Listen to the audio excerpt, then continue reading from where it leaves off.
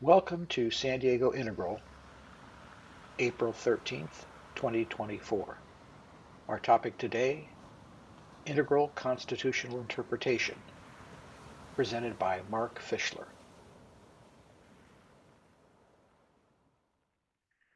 Welcome to San Diego Integral. I'm Tom Habib, and I'm a member of the Integral Leadership, San Diego Integral Leadership team. And we have an exciting presentation today, right from WTF 2022. Hasn't been here since. Mark Fischler on Integral Constitutional Interpretation. I thought he was one of the best presenters at Sedona 2022. Thank you. We will begin shortly, but I first want to mention that we will be recording this meeting. If you prefer not to be on the video, shut your camera off. Although we do like to see your faces. This was actually an issue last month. The link to the recording will be posted on Meetup a day or two after the event and on SDI, San Diego Integral's YouTube channel. Also, you can find future events at our website, sandiegointegral.org, or the YouTube channel. We're also on Facebook. The advantage of joining one of these groups is you'll be automatically notified when we have a new event posted. If you ever have questions or comments about these meetings, you're welcome to contact one of the leadership team through this meetup or Facebook. Next month, we're going to be meeting on May 11th, and the topic is to be announced. It's always the second Saturday of every month. Finally, we solicit a small donation, which helps cover meetup costs and equipment costs. You can donate at sandiegointegral.org. Okay. So without further ado, I introduce you to Mark Fischler. Hi, everybody. Honored to be with you all. It's exciting. I want to just thank you, Tom, for having me be a part of this.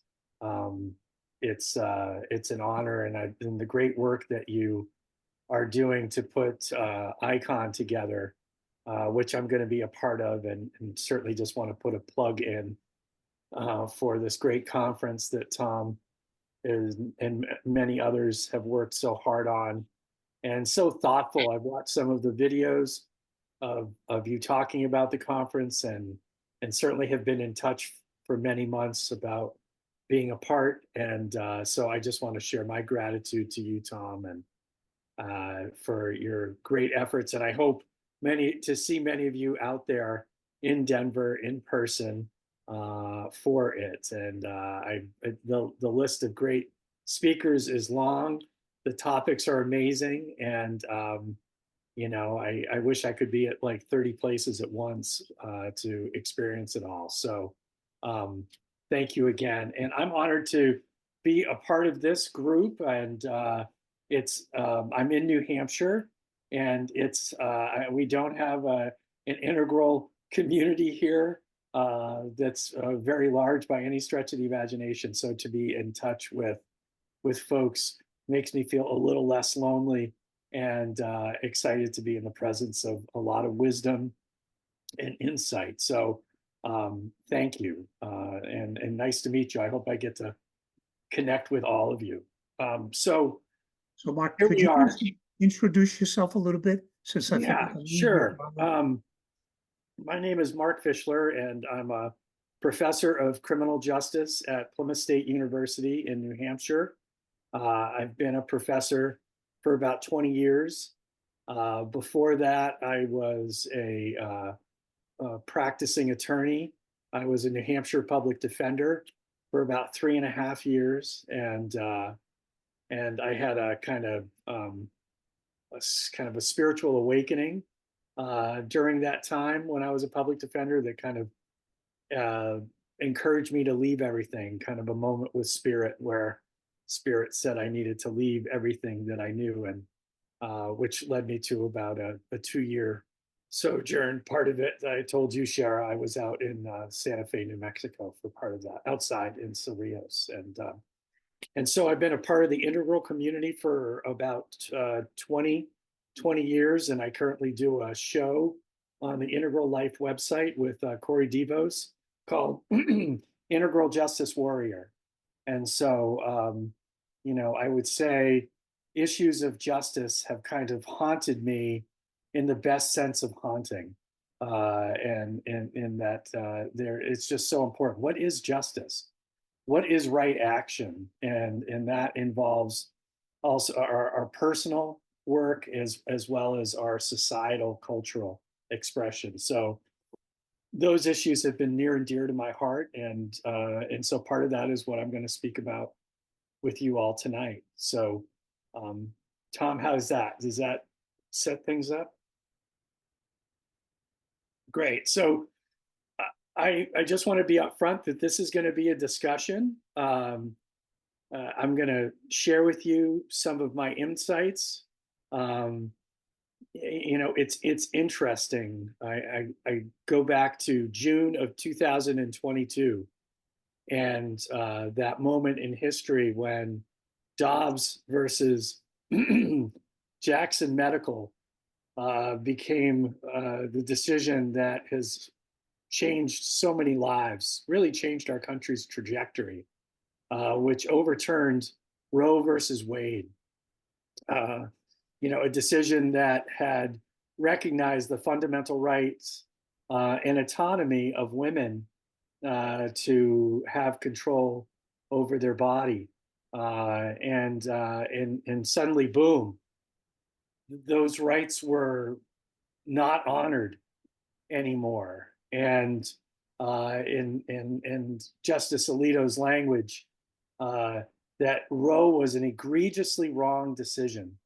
And he went into great detail as to why it was a terrible decision and why it needed to be overturned. And I think many of us were shocked, and that a modern society would not recognize any fundamental rights for a woman. And now we're seeing, your neighbor, for those of you in California, your neighboring state of Arizona is honoring an 1864 law that abolished the rights to abortion altogether, and that so there's that ban is in total effect, and 20 other states in the union have some form of a ban in effect, and so it's really been kind of a shocking change. And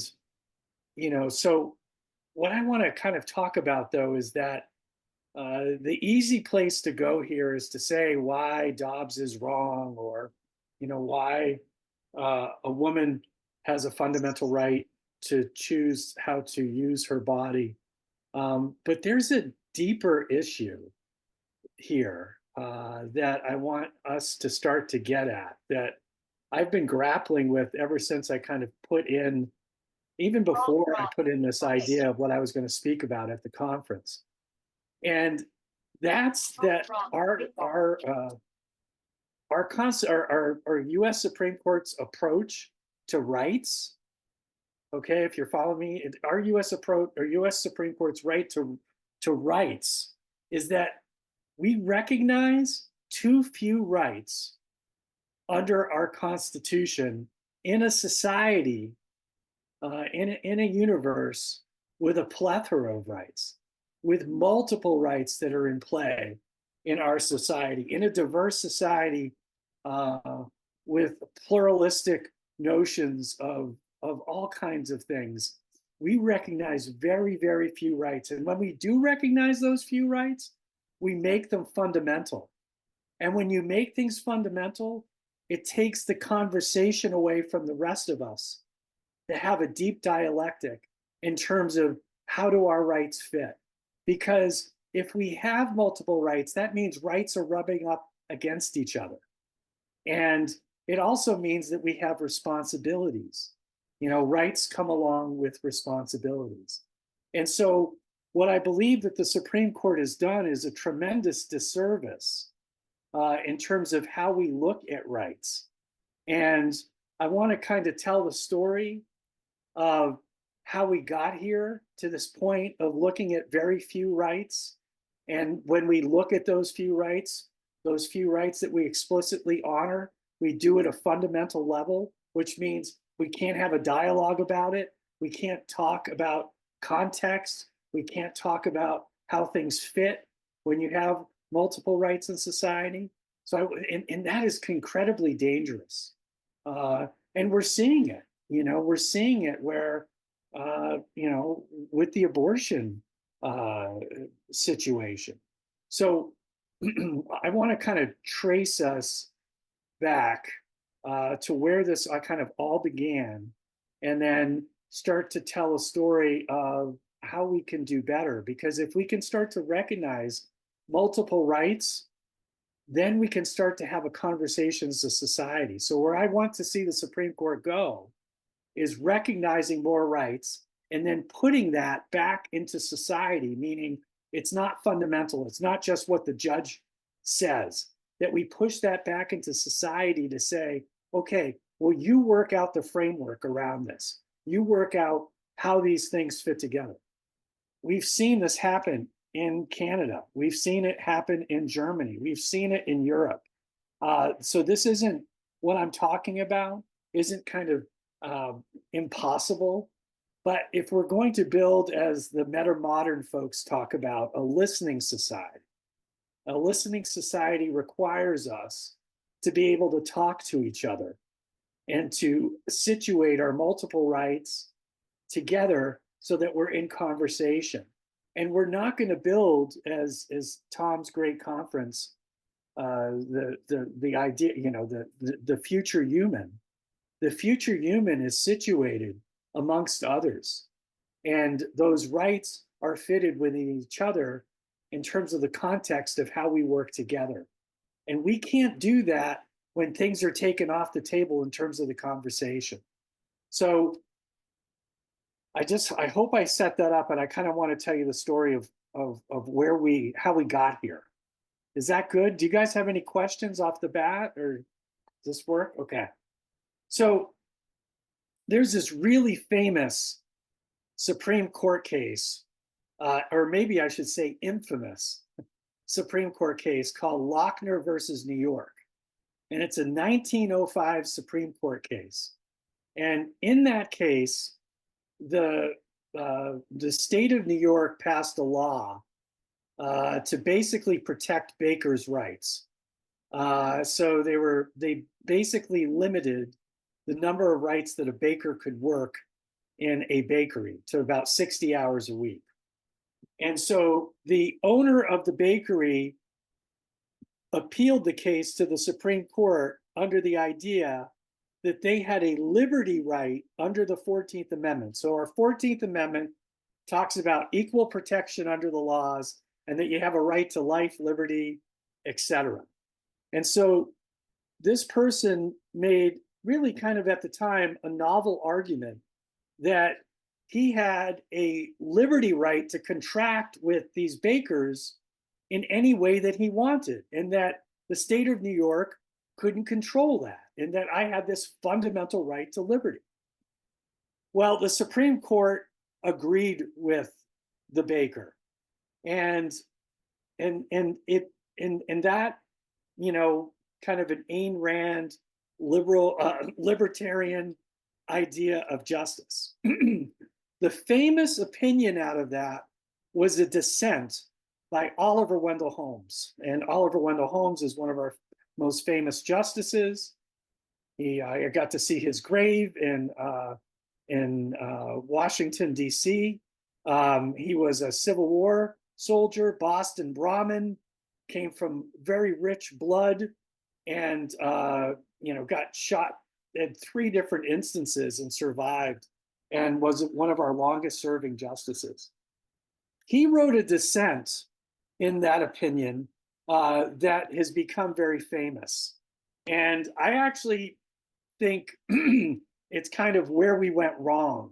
It's not that Lochner was wrong totally, but the dissent and what we latched onto in that dissent set us on a trajectory that I think is problematic. So what did Oliver Wendell Holmes say? He said that basically, look, you look at the Constitution, there is no right to liberty, there is no liberty right explicitly written in the Constitution. And if there is nothing explicitly written in the Constitution that says you have a right to that, then we don't recognize it. And so, New York, if you want to make a law that's at the basic levels of rationality, go ahead and do it. Go ahead and do it. We're only going to recognize rights that are absolutely mentioned expressly in the Constitution. And so eventually his approach got adopted. And that's where I'm going to tell you we run into problems.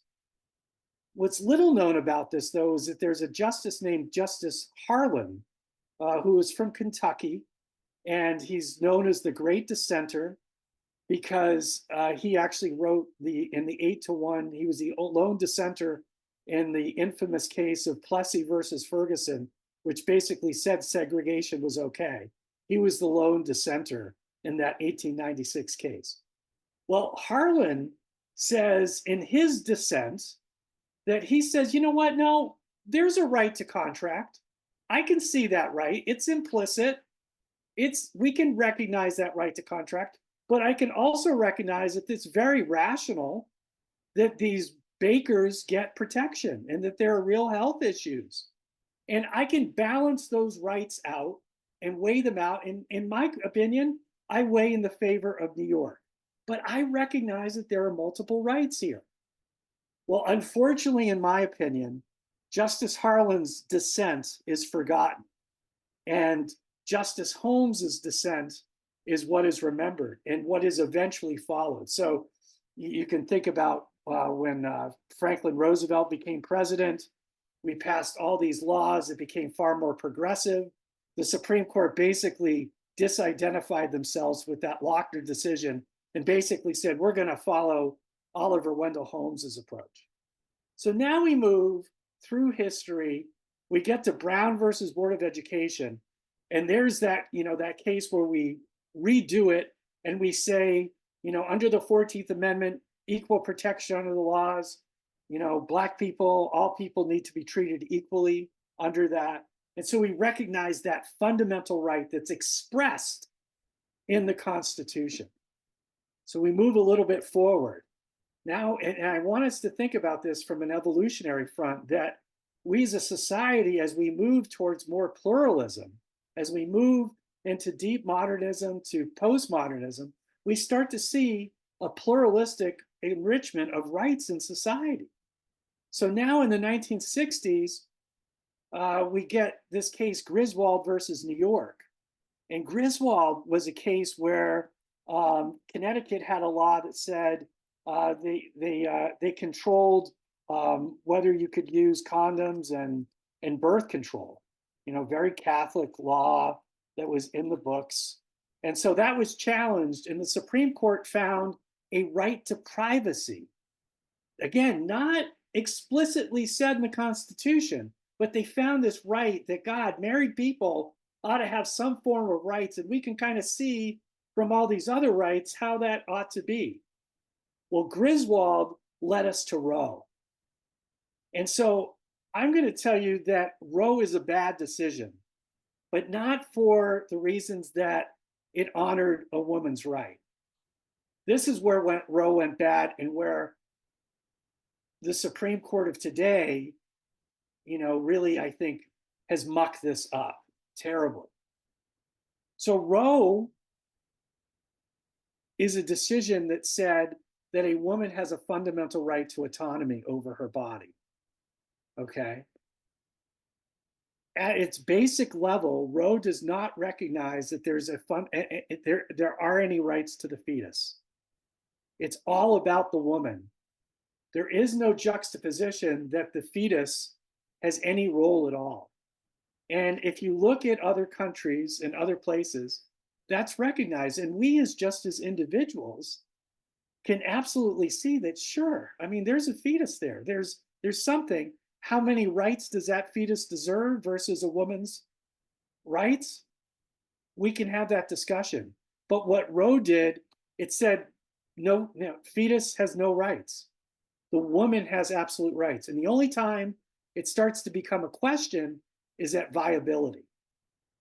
Well, what Roe did, which, was great on one level, but what Roe did was it created this kind of absolute that the woman has absolute and this was off and they have none.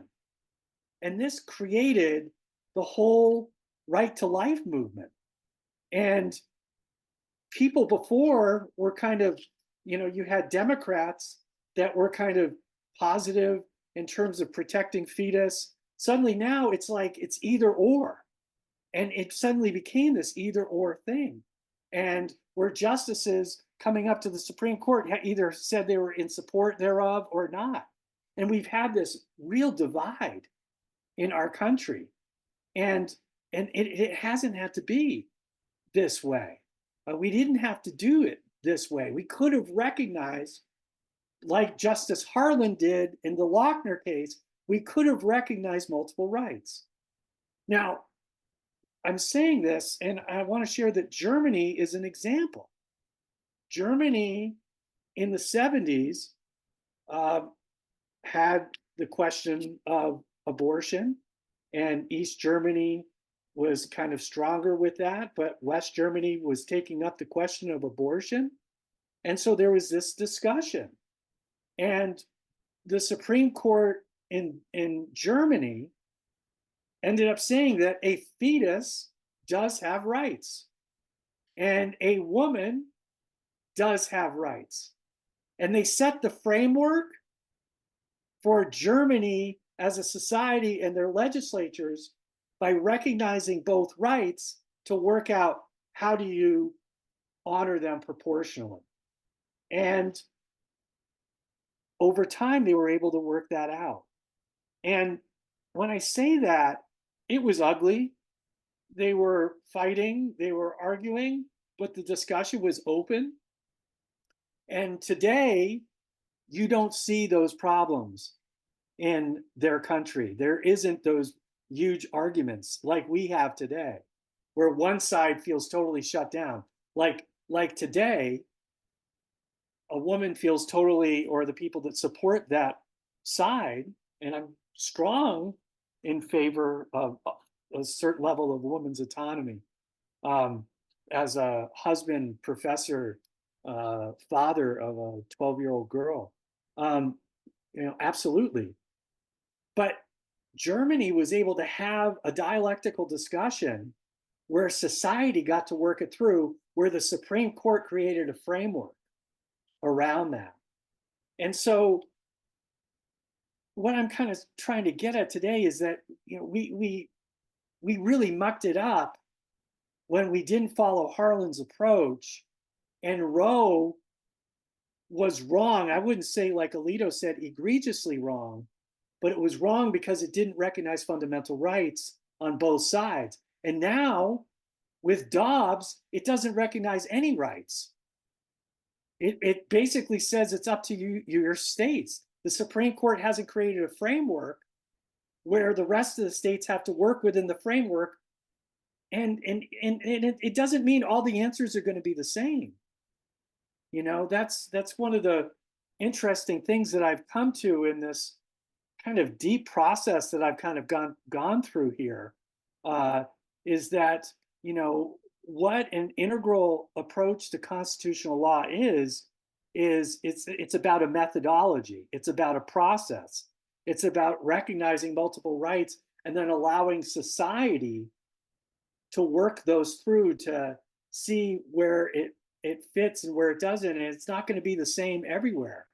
And different context is going to provide different answers. And what our Supreme Court does now is that it creates a sledgehammer. It says some rights are okay, and if they're not explicitly recognized, then we're not really going to honor that. And that's absurd. That's absurd. The Ninth Amendment in the Constitution totally says that hey, look, we recognize we haven't explicitly said all the rights that are out there, and that states and society has the right to recognize more rights. But we never recognize that. We don't honor that. But we all the time recognize more rights than are just mentioned in the Constitution. You have a right to travel. You have a right to marry people of the other sex. You have gay people have the right to marry now. You have the right to educate your kids with foreign languages if you choose. We have plenty of rights. Defendants have the right to appeal cases and have a lawyer that helps them in the process. All these things aren't explicitly mentioned in the Constitution, but we found some of them. So there is space for us to start to have this kinds of discussion. So this sledgehammer approach that the Supreme Court's done, it's messed things up so bad that we don't have a right to education in our society. Can you imagine that? Right? Because it's not explicitly mentioned. So we had this case in San Antonio, Texas, any of you from Texas, where the Supreme Court, where these kids said that, hey, you know, we're in San Antonio in a tough part of town, and there isn't, you know, we're a poor property tax area, and our schools suck, and we're not getting a proper education. And that went to the Supreme Court, and the majority in the Supreme Court basically said that, look, it's not explicitly mentioned in the Constitution. You don't have a fundamental right then to education. And basically the problem is just too large, because what if we did rule this way? We would have to get involved in all these states and all these things. And it's like, no, you know, that actually you do have a right to education, because you can't really exercise any of your other constitutional rights, your rights to your First Amendment rights to freedom, your right to practice religion, unless you have been educated.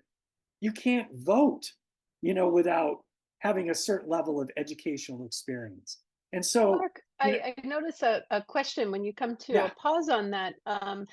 Cass wants to know, through this more dialectical process in Germany, how does Germany handle abortion now?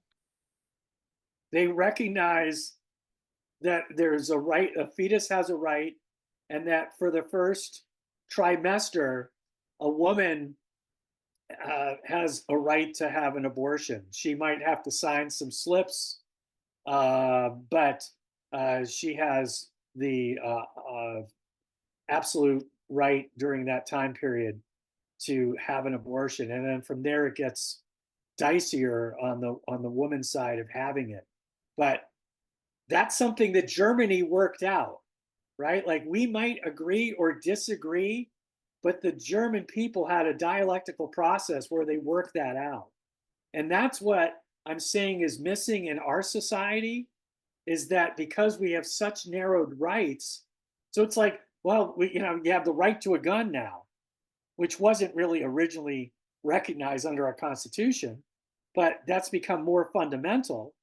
Well, don't we also have a right to safety, to gun safety in our community?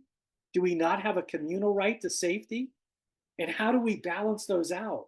And when we don't recognize that communal right to safety and only recognize your individual right, because that's the only thing that's expressed, then we run into these problems where some of us feel left out of the process. And when people feel left out of the process, they do wild things. For example, with the abortion case, or with abortion, with Roe versus Wade, when they're saying there's no rights of the fetus, you know, people killed abortion doctors, saying that, look, I did it to defend the rights of fetuses because the Constitution won't honor it. And I want to honor those people. Now, we may disagree with that, and I obviously do, but they're saying, because you shut us out of the process, I'm going to take these extreme measures instead of having us have a dialectical process. So we're not going to grow to teal levels of processing until we can have a dialectical process, because and that's what happens now. It's like the political parties, it's like either you're with us or you're against us, as opposed to, well, how do we reconcile, how do we find meaning? Name me a Democrat who could say that, yeah, the fetus has rights, and you're going to be thrown out of the Democratic Party, or you're going to be primaried. And same thing on the Republican side. You say that, yeah, a woman has rights, they're going to primary you, and they're going to get you out of there unless you say, no, a fetus has fundamental rights. Already people are criticizing Trump as he kind of backs up and realizes he might lose an election because of putting three hardcore Supreme Court justices that are don't recognize a woman's right in any way. And so that's where we are. And I have other examples too in our society where we don't recognize a right to education. We don't. This kind of sledgehammer approach has made it so that we don't recognize affirmative action, for example, now, because the 14th Amendment, if you look at it literally, it says that everybody's got to be equally protected. Well, okay, I mean, yes, but when you have situations, in African American communities, I had some notes here on this, that the median income of white households is 50% greater than African Americans, 15 times the wealth of African American households. They live in poorer neighborhoods with higher crime rates, worse pollution. African Americans are incarcerated at 6 times the rate of white Americans. Black men upon release have a harder time getting a job. Doctors are less likely to give pain medication to African Americans. Black babies are 2 times as likely to die in childbirth. And all of these things indicate a structural inequality in our country. And our Constitution won't recognize that. Our Supreme Court won't recognize that. They will say, well, you got to show me an individual problem. I'm not going to honor these structural inequalities in our society because that's too big to deal with. Well, other countries deal with it, and it goes for disability rights. Same thing with the death penalty. We did the same thing with death penalty. And we saw it, with the Masterpiece cake in Colorado. I don't know if you all followed that case where 2 men tried to get a guy to make them a wedding cake, and the guy said, no, I don't want to make cakes for gay weddings, and how that issue got played out, and multiple rights weren't recognized in that process. So I can stop there. I can keep going. But I hope it's starting to make sense that in a society that is pluralistic, we need to recognize, multiple rights. So, like, for example, with this Masterpiece case, the extremes went to 2 ends on this one. The Supreme Court justices played right into it. So Supreme Court justices started asking questions to the people that represented the gay gentlemen, the people that wanted to get married and have them make a cake. They said, would you, this is the equal of having to ask a Jewish person to make a cake celebrating the Holocaust. And on the other side, the progressive side was saying that this is the equivalent of, for the gay men, not getting the wedding cake is the same as Black people not eating at Ollie's barbecue in Georgia in the same way. And so these were like extreme examples, and it was a much narrower issue that could have been worked out. That if, we just kind of said that, look, a person does have a right, a religious right under the Constitution to practice their religion. Absolutely, yes. At the same time, these gentlemen deserve equal protection under the laws. Can we try to work that out? Is there a way? And there were ways. It's like, for example, nobody knew, or they should have known, that the guy who refused to make the cake, he also said he wouldn't make a cake to honor a divorce. Like someone wanted a divorce cake, he wouldn't make it in that instance. He would make it for just a gay gentleman, or he would make anything for gay people. He just doesn't want to honor that piece of experience, because under his religion, that is not honorable. And on the other side, it's not Ollie's barbecue. This wasn't that kind of case. It wasn't like they were allowed to go in the store, they could buy anything they want. It was just specifically about a cake. And if the Supreme Court could have said, okay, we see both these rights, let's work out a solution. And there could have been various solutions. Maybe the person, maybe he doesn't, maybe he's a conscientious objector, right? And we had that where people didn't have to serve in the military, right? So maybe he goes in that direction, or maybe he has somebody else make the cake, right? Like, you go to a restaurant and you ask for something and they don't have it that night, but it's something they offer on their menu. So they get the other restaurant next door and they get a partial percentage of it.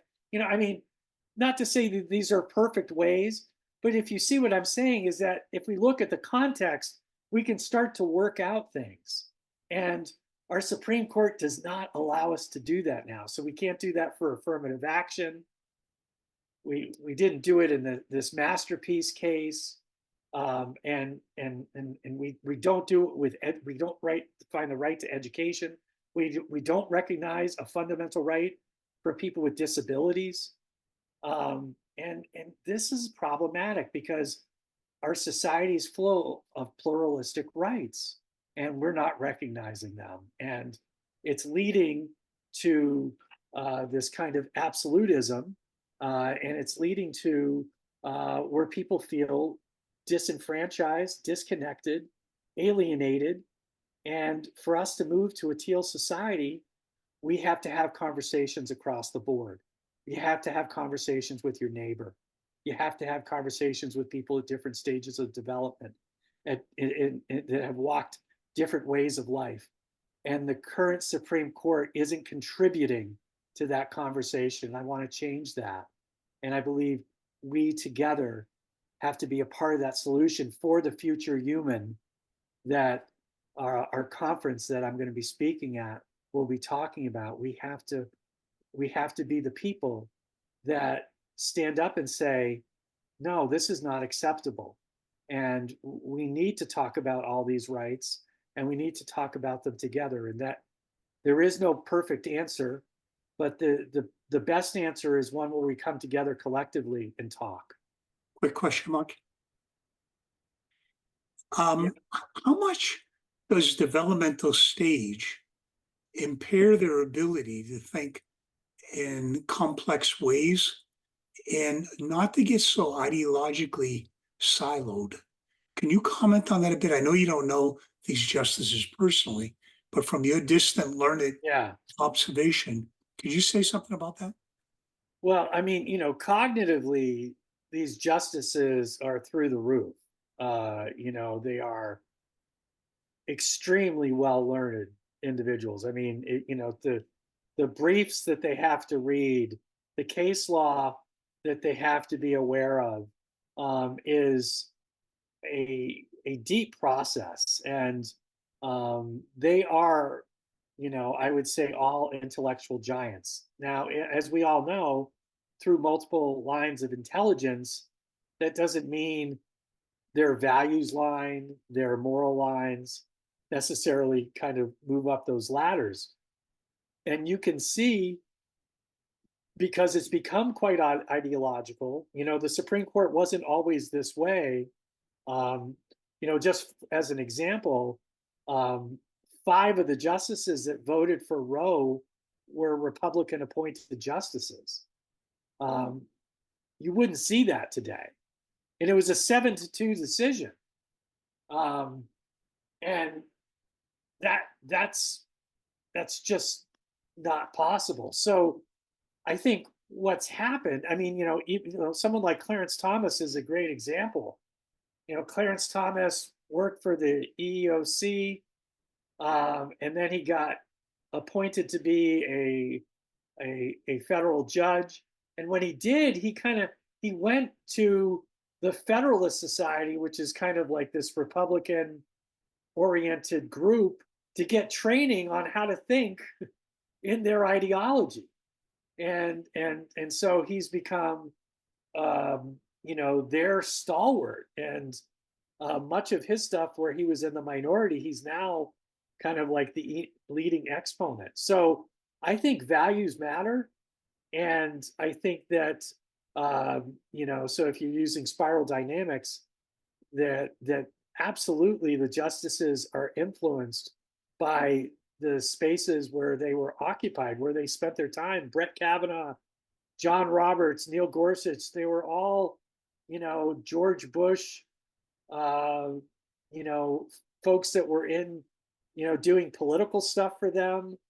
Brett Kavanaugh was a major player in the Bill Clinton impeachment processes. So certainly ideology plays a role, but I wouldn't question their cognition. Their cognition is quite high. I also think that this reverence of Holmes has really, really hurt us. And because that's what Alito used, was basically saying this decision, this Roe decision, took after Lochner. And because it's recognizing rights that aren't in the Constitution. And that's the wrong answer. Roe should have recognized both rights, and we would have had, in my opinion, a very different 50 years of debating fetus rights versus the rights of the woman to have autonomy over her body.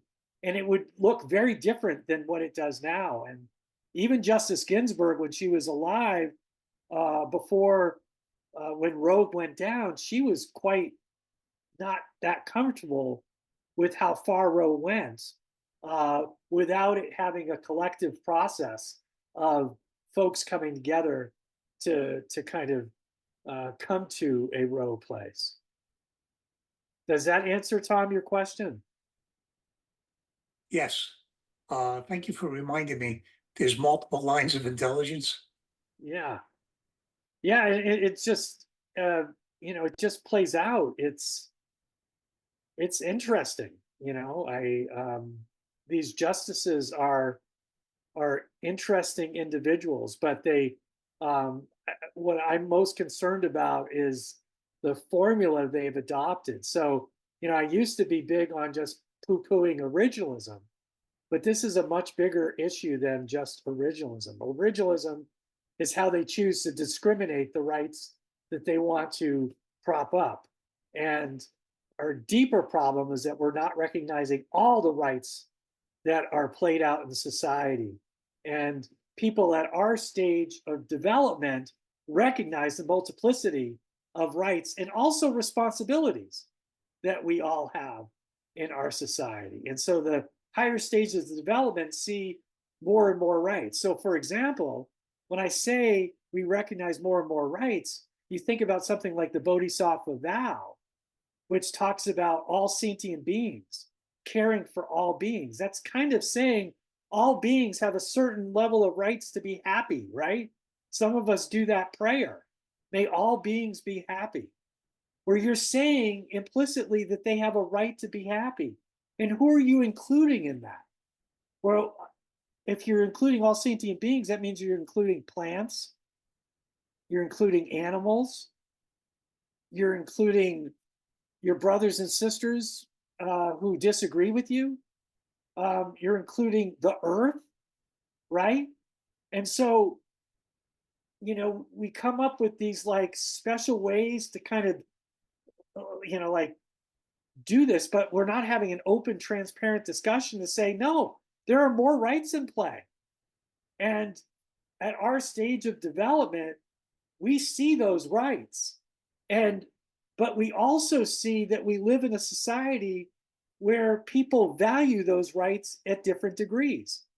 And we have to work together to work those rights out. And it's not going to be necessarily that when we work it out, that it's going to be at a teal, you know, high level. It may be expressing at a different level. But when you have thought leaders like all of you, you know, and the Hansi book talks about this, is that, you know, he talks about it as a game a little bit, but that when you have people at higher stages of development, they lead the conversation. They push the conversation to a deeper level, and that eventually wins out. So Mark, I see that Karen has her hand raised, yeah, and also that Marjorie and Susie made some comments. let's So do feel it. free, Let's do it. feel free to I'm voice them done. if you'd Like, like. ask me questions. Great, no, it's great. Okay. Really engaging. Karen, please go. Yes, this is first of all kind of a comment on how the Constitution works and how the Supreme Court works. And then maybe later, after the other folks go, I'd like to come again because I have a different approach to achieving a more equitable solution that I've been pondering. I would love to run past you later. Sure. But I'm first, open. my non-legal background, I'm a humanities nerd.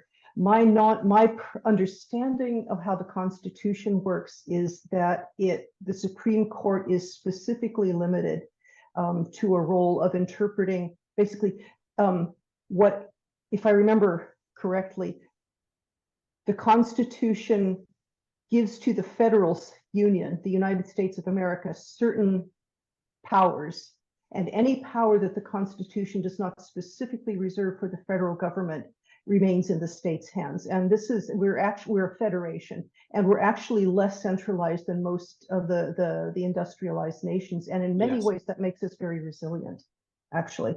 And so it's a balance of good and bad. But my understanding, and please tell me how you see this, my understanding is that the Supreme Court is specifically limited by the Constitution to pronounce on matters that are specifically reserved by the Constitution for the federal government, and everything else is by definition of the Constitution left to the states to decide. And thank you, by the way, before I turn this back over to you, thank you for explaining in what way Roe was flawed. I knew that it was a flawed decision at the time, but I didn't know the specifics. And you've taken us through an understanding of how that led us to the predicament we're in now. But anyway, I'd like to hear your comment on if the Supreme Courts aren't the Supreme Court justices limited to what is specifically in the Constitution, and wouldn't that leave the larger rights that you've been eloquently talking about? That's something we have to do from the bottom up as we evolve into later stages. So we have 10 amendments. We have a Bill of Rights. And our Bill of Rights through the 14th Amendment applies to the states.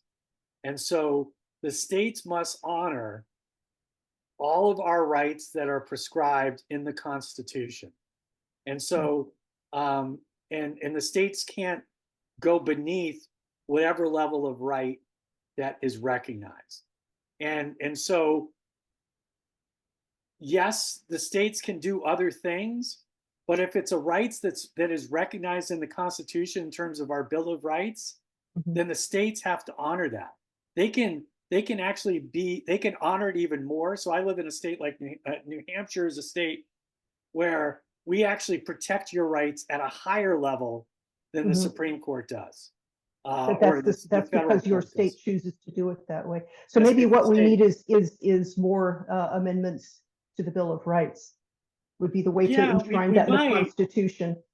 We might, but the thing is that there are so many rights that, you know, to limit, it's absurd, in my opinion, it's absurd to limit our rights to what is expressly written in the Constitution when the Ninth Amendment says itself that not all rights are written here explicitly in the Constitution, that there are more rights, and that you as a society get to decide and play that out and recognize those. And so, for example, when the Supreme Court goes, you know, there was this case, McCleskey versus Kemp, where the Supreme Court said that you couldn't make the argument that this guy had killed a police officer. He was a black man in Georgia. And he argued that the death penalty in Georgia was a violation of the equal protection under the 14th Amendment because of structural racism. And so they were able to show through something called the Baldus study that if you were an African American, you killed a white person, you were way more likely to get the death penalty than if a white person killed a black person, or etc. And that the penalties were always far more severe when it came to African Americans as opposed to whites. The evidence was overwhelming. The Supreme Court acknowledged the evidence, but Justice Powell, who actually later in his retirement regretted his decision because it was 5-4, said, we're not going to recognize structural racism because that's going to open a panoply of problems where I'm going to have to look at racism in all these ways. And it's like, no, actually, Justice Powell, what you could have said was, yes, there's structural racism in society, and that is a violation of equal protection under the laws. But there's also, you know, we look at each individual case, and we see together, under the rights of this case and the rights of structural racism, how does this play out? And so we took a hammer and said, we can never ever look at structural racism again as an issue. And how problematic that is in our society if we can't look at structural, whether it's structural racism, structural sexism, structural whateverism, because we know as integralists that there's a 4-quadrant affair, and that there is societal structures that are in place that make things either better or more difficult. And for the Supreme Court to just kind of cancel all that out. Yes, it was a 5-4 decision, and the one who tipped it over regretted it later. That's interesting. Yes, he said that was the decision I regret, and that I would change that decision. Yeah. You know, but Okay, that's what we do at affirmative action. So we can't have the affirmative action discussion, which if we could do context and see, yes, there's structural problems. How do we weigh that out? Right? And so we can't even have that discussion now because it takes the absurd notion that I'm going to treat Jim Crow purposeful racism the same as I'm going to treat trying to help Black people go to a school when they are facing all these other difficulties to make it difficult for them to go to school. Now, we may come down differently in terms of how that works out, but we're not even allowed to try to work it out. And so we don't give the power to the people in these kinds of situations. And so, you know, this Supreme Court's real excited about giving fundamental rights to like guns and religion. Well, now they have to rub against it. What do we do? You're saying I have a fundamental right to guns. Well, what about guys who have domestic violence records? Do they have a right to guns? Do they have an absolute right? How does this play out? Do we have a right to safety in our community? And so you watch, they'll kind of nuance it and kind of get around it instead of saying the honest thing. No, you, society, have a right to safety too. And we have to proportionally weigh that out in different contexts and different situations. And right, that is the number one function of government. That is the number one function of government, is to guarantee public safety. Right. And it may look different in New Hampshire than it's going to look in New York City. right? And that's the beauty of what you were getting at earlier about the rights of the states, that each state looks a little bit different, that maybe we may look at abortion a little bit differently, but at least we set the framework at the Supreme Court level of how we have the discussion. And they have absconded their responsibility on that. And now we are all paying a price. And we've been paying a price since Roe. Yes. But for different reasons than what I think the public has thought. Well, thank you. I will go reread the Ninth Amendment, and I'd like to step back and let other people who have a question, but I'd like to come back later and propose and run past you my concept of how we might tackle Absolutely. a better solution. So Thank you. I'll put down the talking stick now. Thank you very much. Shara has a hand up, and we should probably be thinking about the breakout groups after Shara. Okay, sounds good. You know, I was wondering what you're thinking, Marcus. I'm very interested in the relationship between container and infrastructure and expression, interiority versus exteriority, and our Constitution was developed almost as a orange breakthrough, a very individualistic breakthrough. It's majority rules, so the minority gets crushed. So there's a lot of reason to want to be in the majority. And systems thinking hadn't even come online when our framework was being established.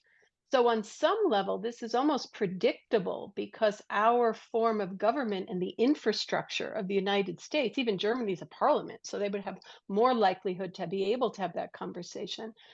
It sounds like wasn't designed to handle postmodern pluralism.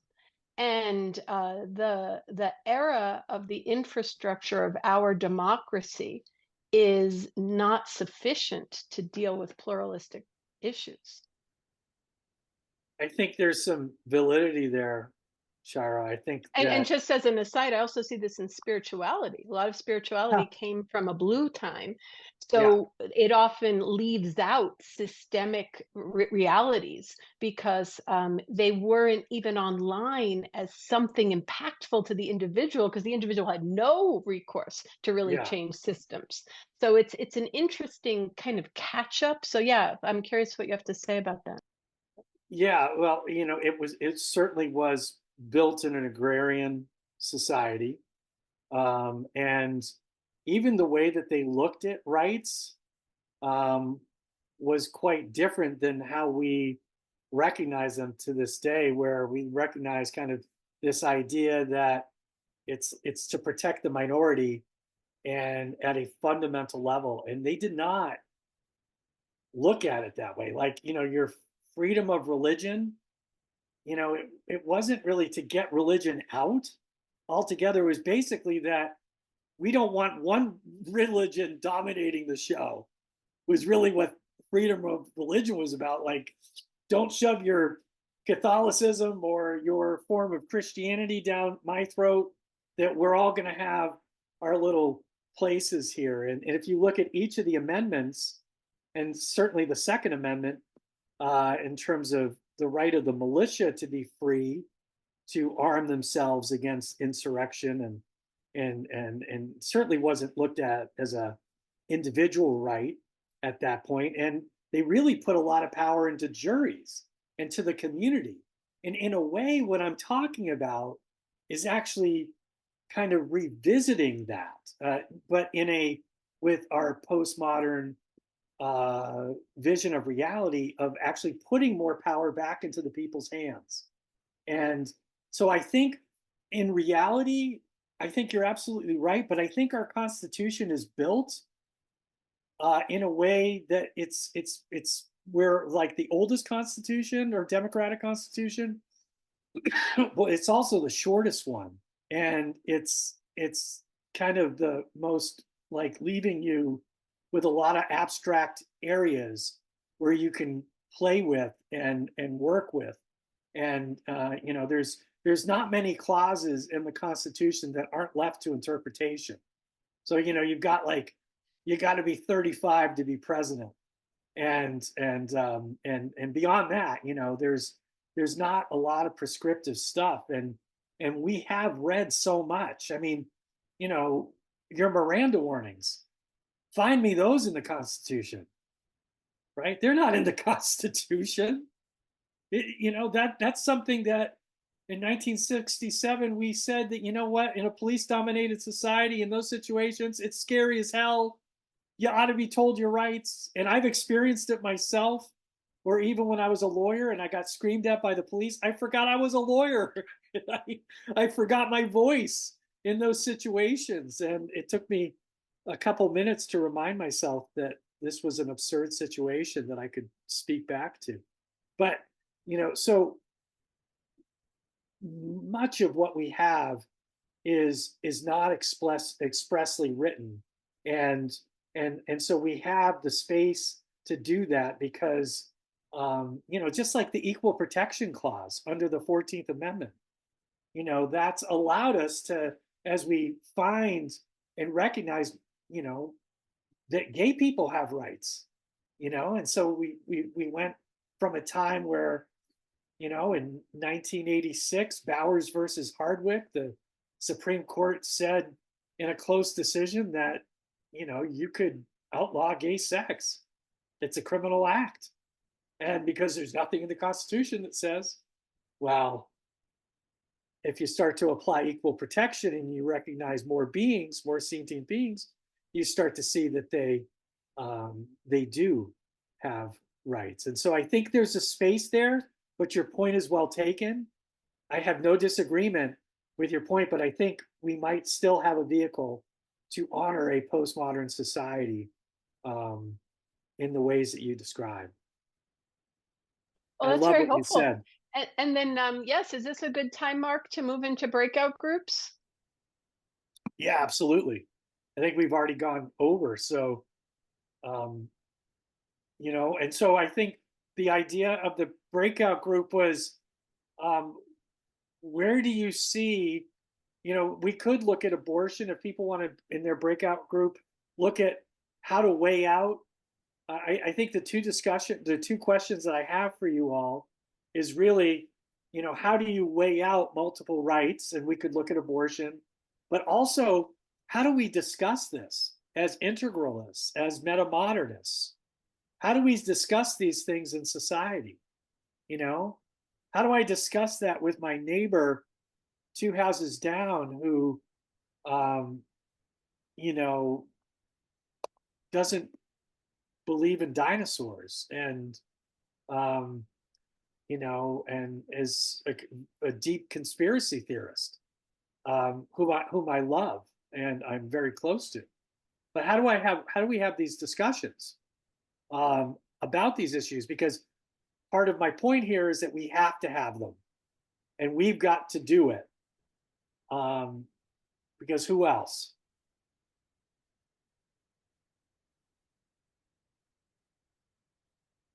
Okay, well, everyone will go into breakout groups to discuss those questions. They're in the chat. If you open your chat in the room, they should come up. And we'll be in breakout groups, generally of 4. Mark, are you okay going in a breakout group? Yeah. Okay, let's do it. Okay. Breakout sessions are not recorded. Can we do a quick summary of different groups? Sound good? So I'll go first. What came up for me is, what does it mean to enter a dialectic? And who can actually do that? Because as soon as we're polarized, we're no longer communicating. And in a dialectic, it feels like, you're open enough to change or be changed. And you're well aware of the effect you're having upon the process at any moment. And I'm not sure through the different stages how robust those skill sets are. And it really takes the people that are beginning to get second stage capabilities to be aware of the process, to be at that distance, so it doesn't go polarized, that the time is allowed for due consideration and due development. Being a psychologist, I've told people there's times I know what the issue is for people, and I've waited up to 5 years to tell them because it wasn't time. They weren't going to hear it. And so I don't know, is how are we going to get to that level of a dialectic? And, what can we do in small ways now as people that study consciousness? What do we actually have to offer to the process?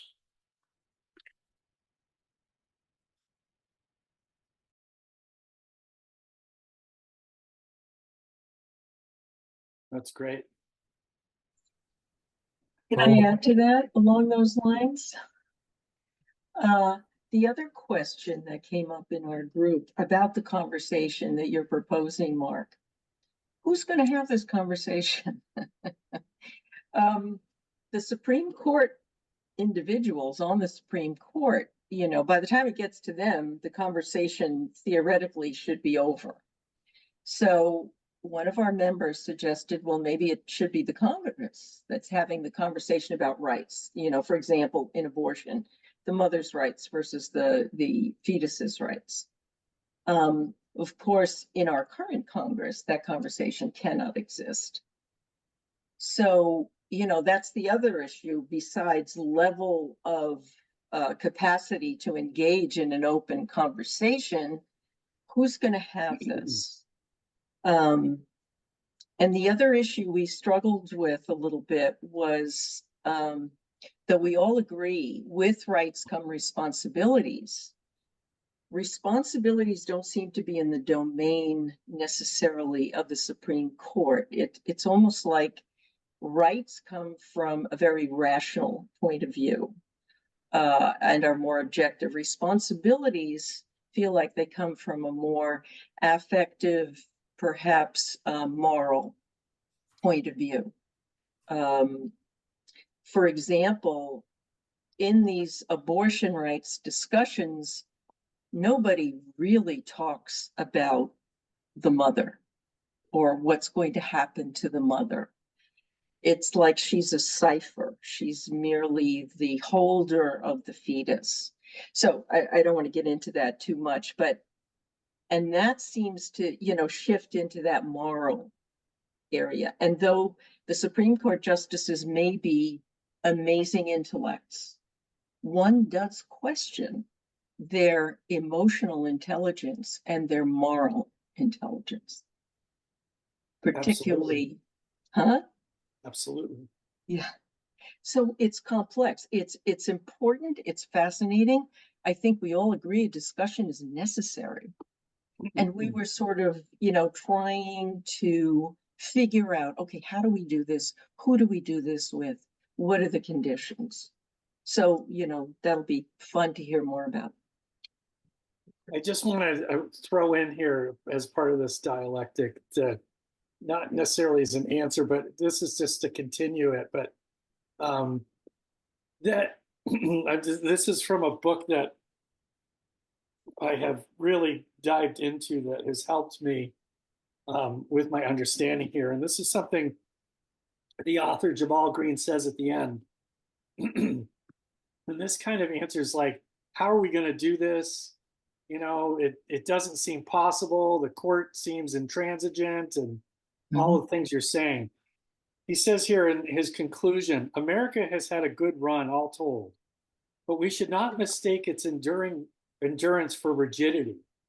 Its constitutional longevity has been underwritten less by its founders and much less by its judges than by those who dared to dream. Okay? And this is how Frederick Douglass was able to tell a Scottish crowd in 1860 that the US Constitution was an anti-slavery document. In 1860, before we passed the 14th, 13th, 14th, and 15th Amendment. It's how Susan B. Anthony was able to see the 14th Amendment as guaranteeing her right to cast a ballot in a Rochester election in 1872. It's how Dr. Martin Luther King could preach the highest respect for the law over violence from his cell in Birmingham. The heroes of our constitutional order have been those who have held out hope that one day the Constitution will recognize their pain and so make their dream flesh.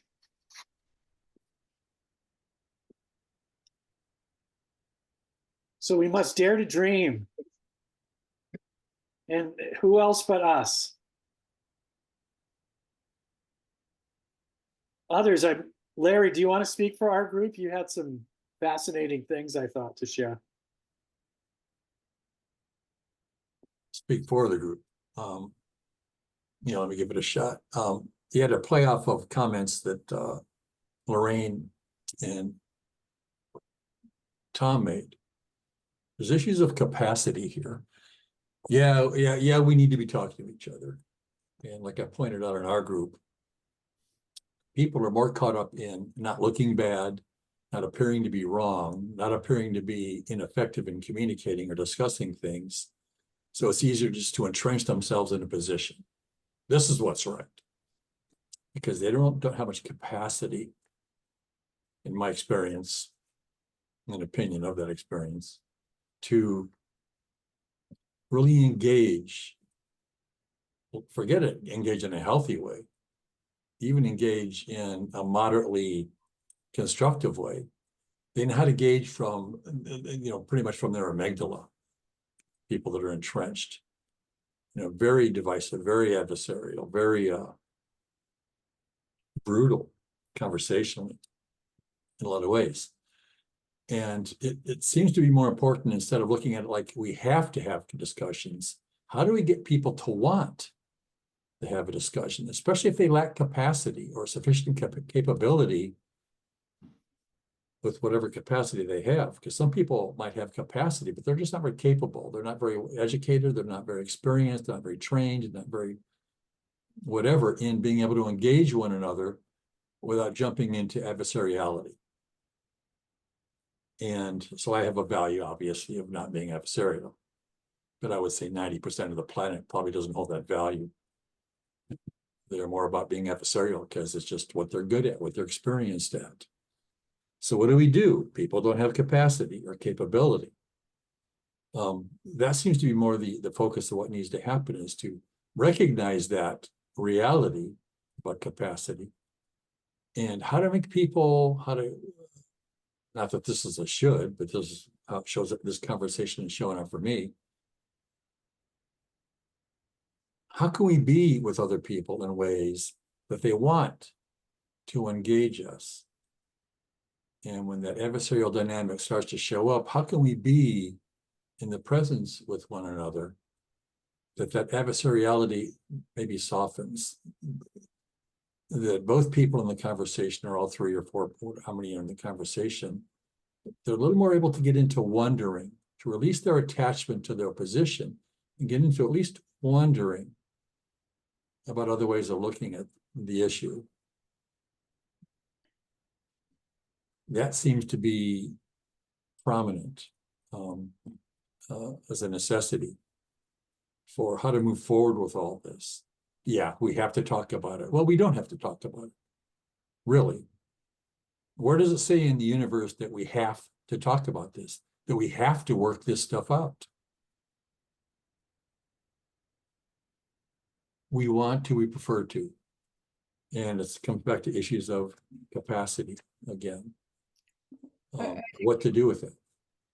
I think this has been the integral question all along. It's how do people move up along the integral escalator, as it's been referred to, because these adversarial issues are issues that are, red, blue, and orange. It's, winners or losers, and people want to be on the winning team. And we've all been broken down into this, and we're not having those conversations about what we really have in common, because we do all want to be safe. You may see it, what safety is, differently from one perspective or another, but love of our children, love of our grandchildren, love of safety, wanting to have a decent life, that's something that I don't think you'd have a conversation with anyone that would say, no, I don't care about that, but it's all been certainly through the media.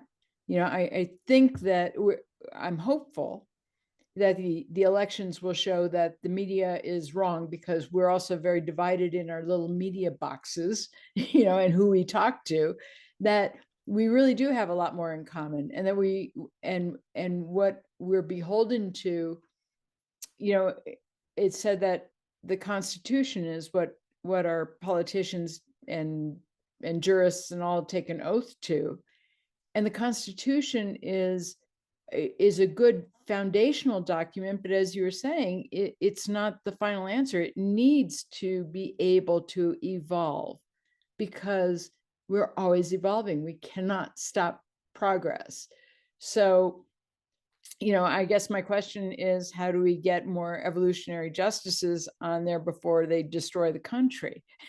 How do we get, people who can take wider perspectives? And yeah, there's us, but how do we get people who take different perspectives on these calls, and talk to them? or sitting there. And there are people who are doing it. I think of Van Jones, who's been really down in the weeds in America, and going around and really talking to people with very, very varied perspectives, and finding common ground. And there are a lot of people doing that, and I just feel like there should be more and more and more. Mary has her hand up. Okay, that was the last two comments were really good. In our group, we kind of acknowledge that, okay, we're talking personal relationship type things, and something you said, Mark, that I think is going to be really helpful for me, that I did not know before, but I think will be bringing me to a level where, if I know, at first I kind of evaluate, I can have a sense for what stage someone's at and how willing they are to be in conversation with something. And if we're in that topic, I welcome any of those topics. So what you said, Mark, was that I never knew to look at it that way, that Roe wasn't a very good, it didn't take into account the fetus rights. And I think that could be used as sort of a helpful way to, if I'm dealing with a brother-in-law or something like that, and I know he's extremely strictly anti-abortion, I could say, you know what, I just learned something recently that really helped me look into this, that the fetus was not taken into consideration very well when they did Roe. And this is a much bigger problem than just that alone. But and then and usually on a personal basis, there will be, I have a lot of personal situations that I know that I've been through myself or my sisters. I have a sister who was in like an absolutely impossible situation, and she had no help from anywhere, and she came to me. Well, it was a privacy thing. I helped her do what she needed to do, and we never spoke of it again. And she hasn't talked to, any people or anything. I mean, like, it's a personal thing. So I'm respecting that also. I don't know. I got, those are some of the things we talked about in our group.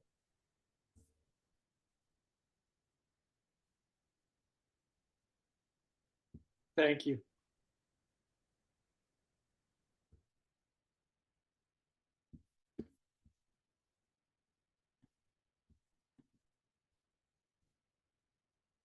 I think, something that I think is important here is that I think it's obvious that these conversations that I'm asking, or I'm saying, I think are necessary, are not easy ones. But the alternative is, I think, more problematic. that if we don't, because we choose, it's kind of, I'll just give an example. Socrates, if you read about Socrates in one of the dialogues called Crito, Crito's his best friend, and he tries to convince him to leave after he's been condemned to death for uh, for corrupting the youth and not believing in the gods of Athens. And Crito gives all kinds of good reasons why Socrates should leave. And ultimately, at the end, though, Socrates said something to the effect of, like, imagine if the laws of Athens spoke to me. Like, I chose to live in this area. I chose to live here. I'm a part of this society. And our society abides by these rules and these ways. And I could have left any time that I wanted. I could have gone anywhere else, but I chose to be a part of this process. And now the process comes against me, and I'm going to choose to run. I'm not going to do that. And so I use that to say that there is no I without a we. And we choose to be a part of this society for those of us that live in the United States. And it's a process of engagement. It's a process that certain rights are recognized, others aren't. But we've got to engage each other about that, because we all live next to each other in a way. And so what I might perceive as rights may abut up against yours. And we've got to learn how to work that out if we're going to choose to live in society and not live in a cave by ourselves, and choose to live in an environmental society amongst the ecosystem separately. We choose to live in space where there are rules of engagement of where my property line ends and where my neighbor's property begins, and how that all works, etc. We are built to engage, and how much we want to do that, how we want to do that, I think is open for discussion. But I think as integralists, if doing it with an open mind and open heart, with a spiritual awareness of the interconnection of all beings, the oneness of all beings, and coming from the beginner's mind or the Socratic not knowing mind of curiosity, and knowing I ultimately don't have the answers, and in this relative world, I think can allow us the process to meet those of us that come from different perspectives with an open heart. And my studies of the great humanistic psychologist Carl Rogers, the way to engagement is through the unconditional acceptance of other beings. And so to me, that's the pathway in.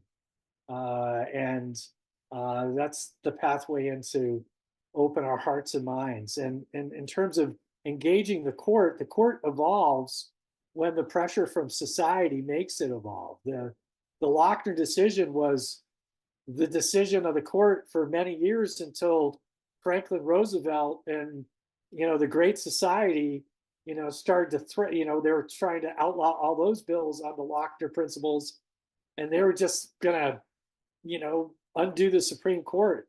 And suddenly the court started to change their mind, and that Lochner decision doesn't make so much sense anymore, and Social Security comes in, and all kinds of different laws that were progressive expressions of humanity started to be recognized. So the court can change through society. Yeah, I'll speak quickly for our fourth group, because that some of the things, Mark, you were just saying. My short-term memory isn't what it was, so I remember where we ended, which was saying whether we were optimistic or pessimistic. Two of us were cautiously optimistic that we would get through this current period of great upheaval and come out the other end into whatever next new world order is trying to emerge. And one of us was more pessimistic, and one of us was undecided. But I remember that Sandy expressed, particularly one of her reasons for cautious optimism was the spirituality that is emerging, that you expressed, Mark, in your reply just now, the bodhisattva ideal, and how many more of us are meditating. Those of us that were not necessarily traditionally religious, but we're finding our spiritual paths and opening up in those ways. So anyway, and if any of you who are in our group want to fill in some of the other stuff, please.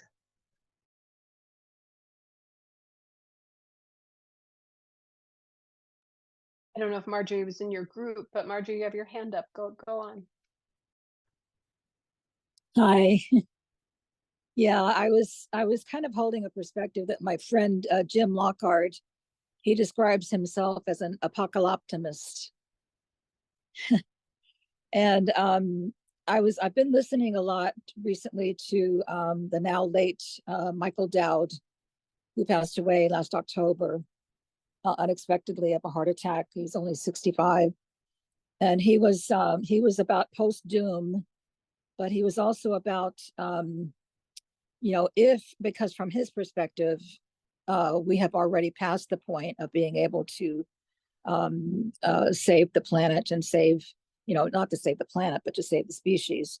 And that's a perspective that he and many people hold. I'm not sure I hold that myself, but his perspective was, once you get on the other side of that denial, once you get on the other side of accepting the reality as it is, whatever that may turn out to be, we don't know yet.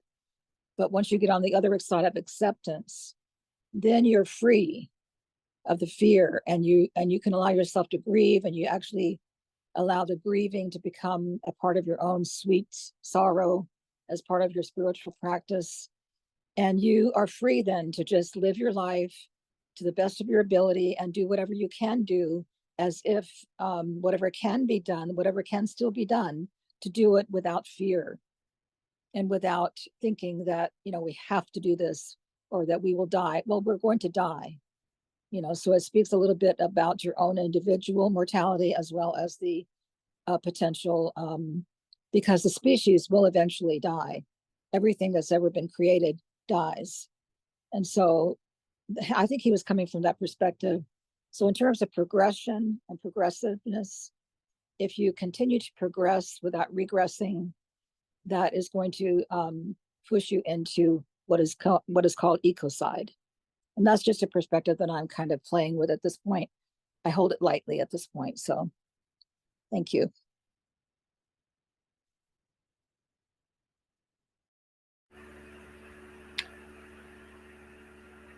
I'd just like to ask Mark if he has a formal process to engage people with.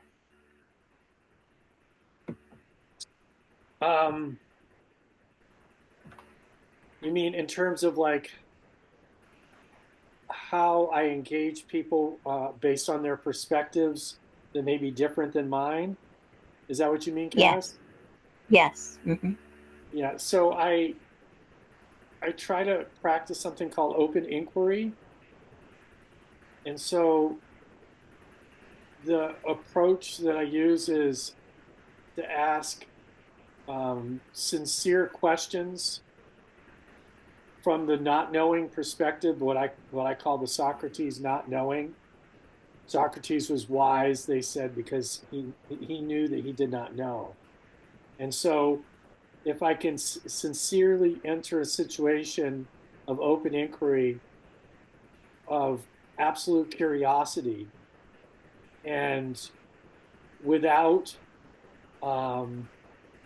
the necessity of interjecting my own perspective into the conversation and allowing the person to speak what they perceive as their truth,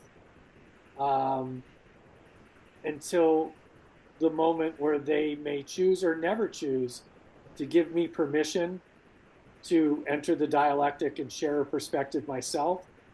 And that's really up to them. Generally, in my experience, if someone feels honored and heard, without being talked over, then they generally choose to allow me to enter into the conversation to sincerely share a perspective. Um, but it will only be something that is based on what they ask me and not based on anything else. And I will only limit the conversation to what is being asked and build it from there. But I guess, and this is what I believe, our next level of consciousness is how you are expressing we need to be in conversation. And although, open inquiry is allowing a person to express themselves, and at some point they usually ask for the other, or sometimes they don't, or even if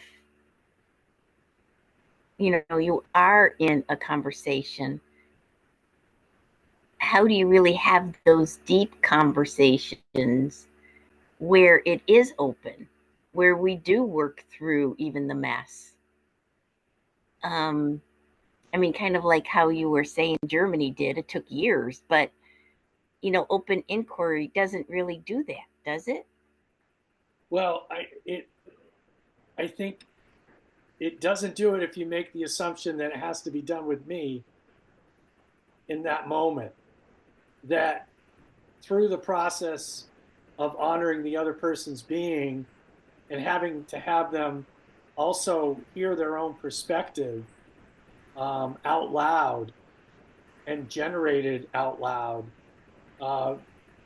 And I certainly believe that there are energies that are passed in those processes that I think will, on some level push them in the direction naturally of further conversations with other people. It may be with other people of their own background, and where they start to question some things.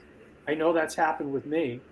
And so it doesn't necessarily have to be with that person, but if I can model that, and if others can model that, well, think about the impact of millions of us modeling that kind of behavior in terms of allowing the other to be heard. Because that isn't that half the problem, that so many of us don't feel heard. I don't know, Tom. I'd be curious to know. Like you talk to psychologists, I talk to all the time, that on some level, so many of us don't feel heard in terms of as a core issue. And if I can create that space, then I think that's moving us in the level of the universe towards healing. And that's really what we're talking about here, is that this dialogue is about healing, hearing each other, honoring each other. What greater work is there than that? No, I see that perspective. However, there's also perspectives of concrete conflict in which either both sides don't care to hear the other side, and we're really wanting to hear the other side, but move through it. And we're really wanting to, have an end result in which both sides are heard, both sides are healed, and both sides come to a conclusion where it seems open inquiry, it doesn't. It's like, well, that's a part of what we're doing. And if then we can go on to the next person, or that person at least felt heard, but there really isn't a conclusive process in which, in my community anyway, is so needed. Well, my only pushback is that I don't think you can force anything. And no, we're not wanting to force anything. We're just wanting to have an open communication in which there is some kind of resolve. And I think that at our stage, we have to be okay with sometimes things not being resolved, and that is, a part of it. That if someone doesn't want to accept my forgiveness or whatever form of engagement, that's a part of our process of existence and a part of my own learning and growth. And so I would like us to be able to resolve, but even things like restorative justice requires a certain level of being ready to accept and to do some of the steps that you're talking about. And if folks aren't there, then the issue just can't be forced, in my experience. So we're running out of time real quickly, and Lorraine, I see your hands up. So keep that question in mind, because we've kind of drifted into the end of the meeting. So let me end the meeting so we can drift with purpose and intent. So thank you very much, Mark. As usual, it's insightful what you present. It gets us thinking in multiple ways. I do want to talk more about in the discussion what you just mentioned. What was the phrase you used? Open inquiry. Open inquiry. Yep, open inquiry. Perhaps we can start it there. So thank you very much for presenting today. Quick reminder, everybody visit the website, and we're on again May 11th, and which is going to be 4 days before the ICON Future Human Conference. God, it makes me have a stomach ache. Please RSVP if you have a chance. Mark, where can they learn more about your work? Is there a contact point, or do you have a book out or anything? You can contact, the great contact point is through my email at the university, which is mjfischler@plymouth.edu. I can put it in a group chat. And I do a show with Corey. It's usually once a month, but it's been off for a little while. Called Integral Justice Warrior, where we deal with various issues. And this stuff that I'm doing right now with you all is going to become a book. So. Very good. So thank you again. And without further ado, we'll see you all next month. And why don't we get into the informal segment? You don't have to raise your hand. Just pop up and talk. And I know Lorraine's sitting on a really insightful question or a comment.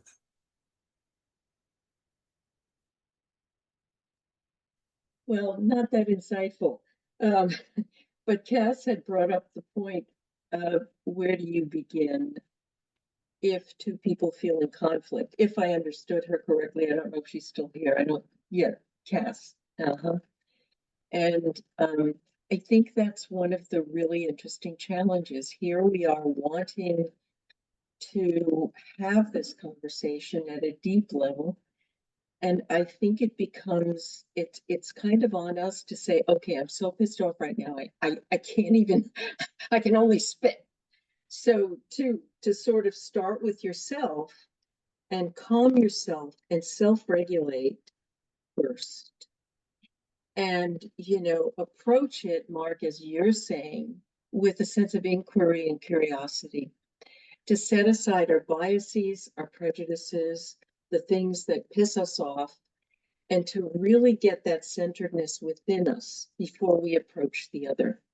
I'm actually going to talk about that at the conference. But if that other person doesn't feel safe, they will never speak. And Mark, I thought you did a beautiful job of explaining how someone relaxes their defenses. and opens up, and how we all yearn to be seen and heard. I agree with you completely. We're yearning for that. Society doesn't enable that a whole lot, but we can change that. So I just wanted to kind of underscore what you had said and suggest to Cass that you begin with your own process.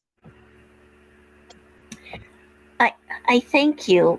I guess I would just like to share that it seems, of course, you cannot force someone, but isn't there a step that we're missing in just our human consciousness in which we can offer some kind of softening of individuals that refuse to listen to the other side, or refuse to forgive, or refuse, isn't there some kind of a process in which maybe the other person can reach out and say, I'm sorry? Um, there is some way of softening so that that conversation can happen, and we just don't say we can't force another. I just like your thoughts on that. I think you're right. I think there is.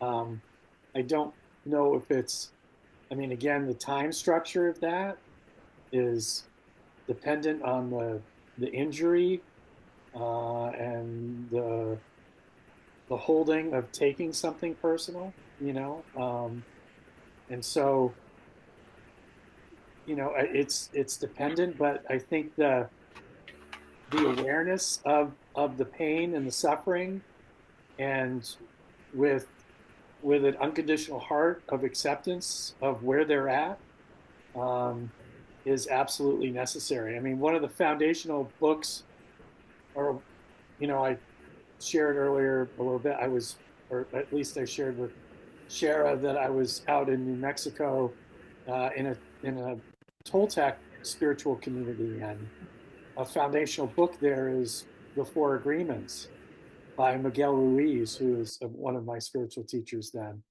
and which is a great book. And each of the agreements could last a lifetime of processing for all of us, a koan in their own right. But one of them is to never take anything personally. And that goes for the practitioner in front of the person that is taking something personally. And as Jesus and Dr. King and so many Gandhi and so many of the great wisdom teachers taught, it's never personal. And carrying that level of awareness into a situation where the person is carrying so much pain and hurt, and maybe distortion for it's always good reasons. And that was the blessing of being a public defender, was that I didn't know until I did the work, was I went in for it for the defending people's rights and all of that and the Constitution, but I didn't realize I was going to love my clients and realize that I left every meeting after meeting them the first time and said spontaneously, "There by the grace of God go I." And with folks that did terrible things, I could see at the end of it why they did what they did, and that helped me build a relationship with them of trust. Not everybody, but most. But it had to start with that open heart, and spiritual practice was foundational for that. Mark, when you were describing that process, it sounded so much like the therapeutic process, and you even referenced the healing that needs to go on in order for the conversation to proceed. And sometimes it takes great patience to do it. I find in the therapeutic process that even after an hour, depending upon the person, when they get a feel that they're not going to be judged and they're being accepted, it's a very dynamic process where there are openings where you can take a step forward, providing you reinstitute you're always going to be held and affirmed in this moment. So initially, when you were describing it, I was saying, God, this is going to be laboriously slow. But then when I thought about it, these people are all on a spectrum in their capacity. And then just one more to illustrate this point. Some of you have heard me talk about last year in Hungary on the Magical Mystery Tour with the trumpet that came along with his wife that made him come. And, you know, he was throwing out comments there where the other 40 people on the bus were going, what's this guy doing with us? But after 3 days, especially sitting in the singing bowl, there was a huge singing bowl, Mark, with a log, and you laid in it and they rang it. He was going, I never knew people like this existed.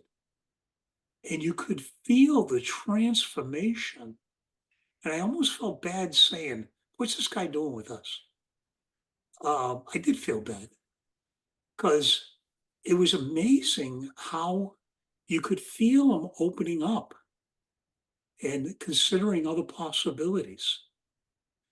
So sometimes it's got to be laboriously slow, like you suggested, Mark.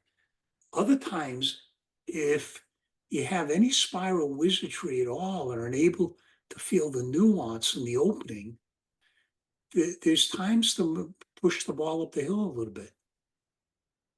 You know, I'm certainly not purely analytic in my approach in therapy. Depending upon who I'm with, there's openings if you go so far. So I know there's 2 other psychologists on this call. Would you agree with that?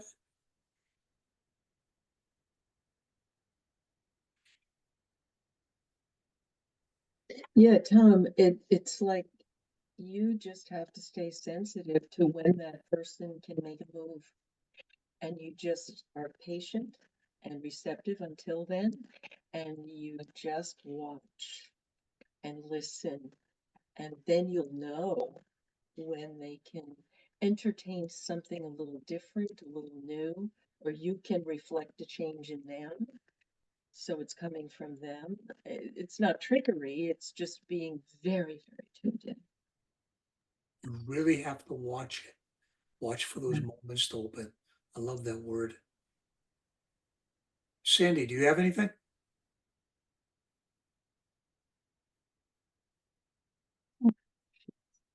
I'm not feeling great. I had a big party last night and I was just cleaning up the dishes while I was listening to y'all. So I'm not really brain aware. So, but I enjoyed the conversation. It was great.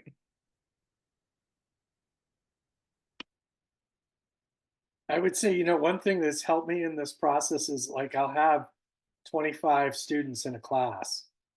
And, you know, it's always fascinating what hits who, when, and why, and how. And it never ceases to amaze me. Like, you know, sometimes it's just, you know, you're like, you seem so disconnected, and then they were the most connected or got something at a level that nobody else did. And so it's really forced me, if I want to choose to be effective as a teacher, to really take the not knowing mind and really not know what's going to hit who, when, why, how, and love them all unconditionally, you know, and just enter into the process. Mark, you're definitely an evolved attorney.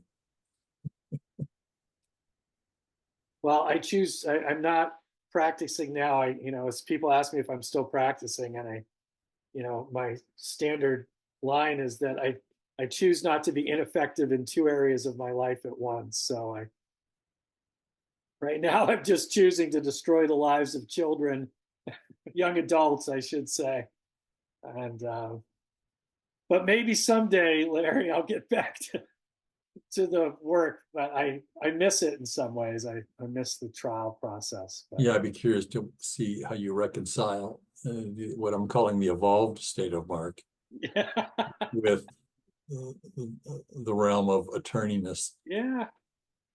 There are ways. I mean, the work, the being a public defender, I rapidly grew in my spiritual awareness through that work, and so a great spiritual teacher, one of my teachers who passed away, who wrote a spiritual classic, I would recommend to anybody, is called by Bo Lozoff, called "We're All Doing Time," which was forwarded by the Dalai Lama, and it was written in the 70s or 80s, and Bo died too soon in a motorcycle accident. But if you can check that book out, you can see he did more work with people in prison than anybody in the world, probably still to this day. And it's powerful transformational process that can happen behind the walls too. It's an interesting framing. We're all doing time. Yeah. Prisoners in jail obviously have a physical container that limits them, whereas I think most of us in humanity, we have mental containers that limit us. Yeah, that's which kind of the point of the book. Yeah, characterized by confirmation bias, especially. And back to the point of how can we hear each other? Our identities, generally, if not wholly speaking, our identities are tied up in our beliefs, our understandings, our values, our preferences, our attitudes, our identity. So if anybody is coming at any of those things, our understandings, our beliefs, our preferences, we feel attacked. We feel that they're trying to break part of us, trying to break my belief. You're breaking me. So the amygdala gets fired, and to Lorraine's point, or what she's going to be presenting at the Future Human, polyvagal theory, these things, how can we get better at managing, being aware that there's something to manage, there's something to be with, and how to navigate around as we're being with other people in a stressful situation, being challenged. A lot of work ahead of us if we're interested in moving on. And by the way, I wanted to hear Shara respond to Tom. Tom said there's a couple therapists in the group. Shara's a therapist, also a very spiritual person. Larry, if you only knew me a little better, right? Well, I'm not entirely naive. You're a human being. I get it. Well, I'm actually having a lot of conflicted feelings going on, and Good. I've got even some judgments. I don't know if they're helpful to share. Why wouldn't they be? But the universe has just invited me. So Larry, I wonder, like as a system, what we're colluding with. And I get a sense there's a little like assumption that we know better. And I'm interested on the impact on that. So it's both ends, because on some level, I do think we know better. But if we go into any interaction thinking we know better, we're not open, we're not truly curious. If anything, we're patronizingly patient.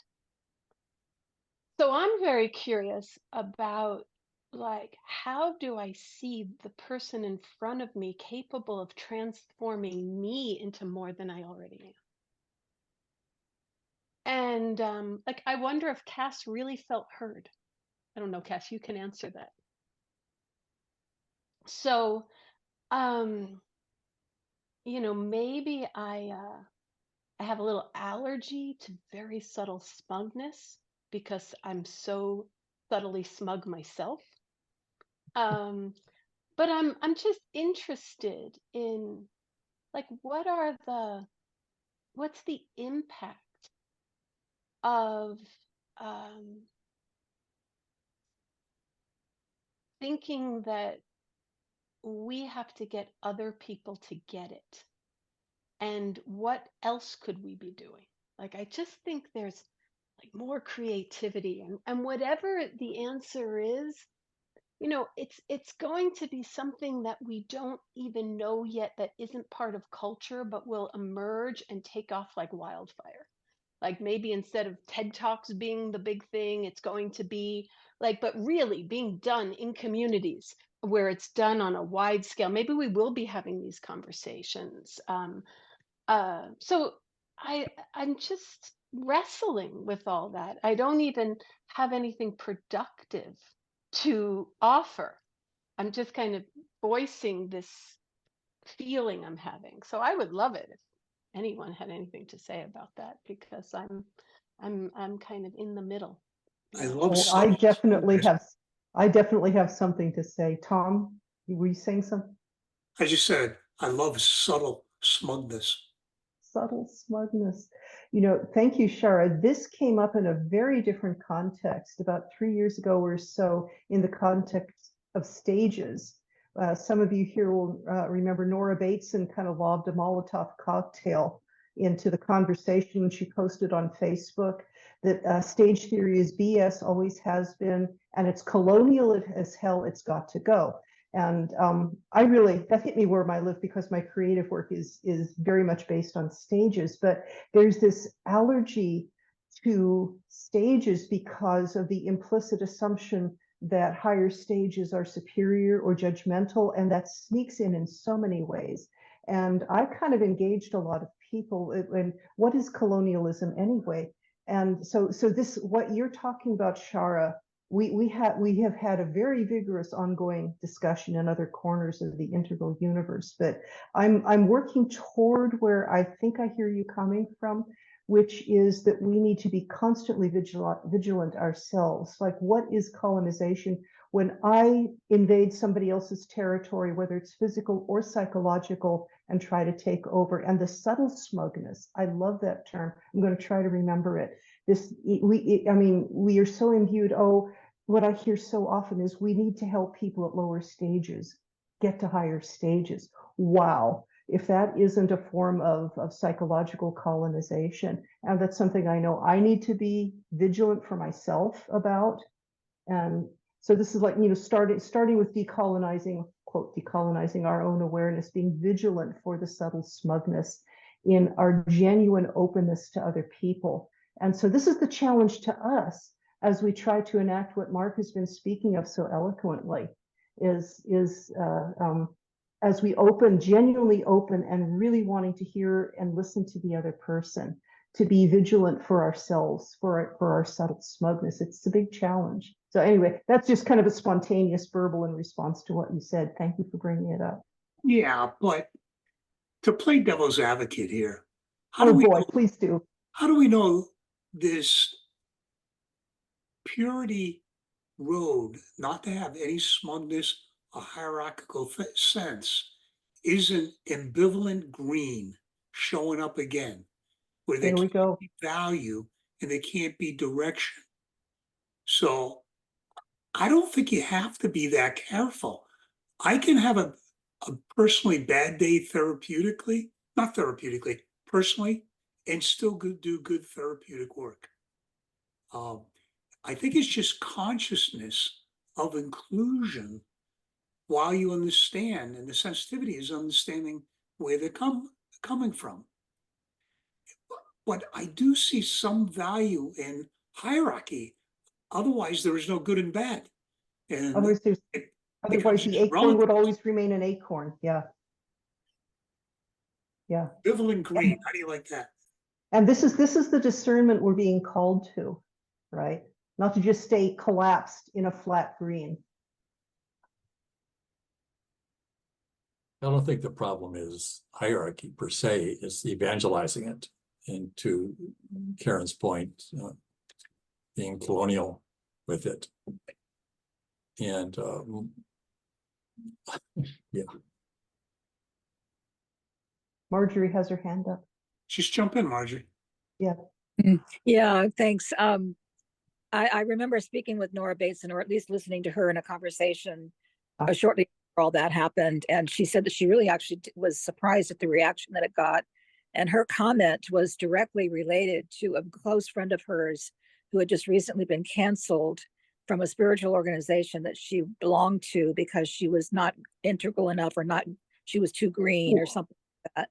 And so, you know, she had a personal experience, Nora did, from a close friend of hers she was witnessing what can go wrong in these kind of stage theories or whatever. And so I think she was just kind of blatantly put it out there. That was her own reaction or bias to what she was observing in the community, or in this whole realm of developmental theories and stuff. So I'll just kind of say that in defense of Nora Bateson, because she actually is quite an interest from my perspective, although she would never put herself on a map, but I consider her to be quite integral. Yeah. Oh, interesting. Thank you for the background. So I've come up with a new concept, green shaming. I have to admit, I'm a little worried about using Mark's idea of Roe was a bad decision, because I'm not sure I could get it out quick enough and explain it before I got myself rejected. Have you found that, Mark? Yeah. Yes. I mean, what, in a way, really what I want to make sure, I'm going to have to go. I'm sorry. It's really late over here, or later. It's not really late, but I've got some children I've got to play with. What I hope is left is that we have to engage in a sincere process of dialectic.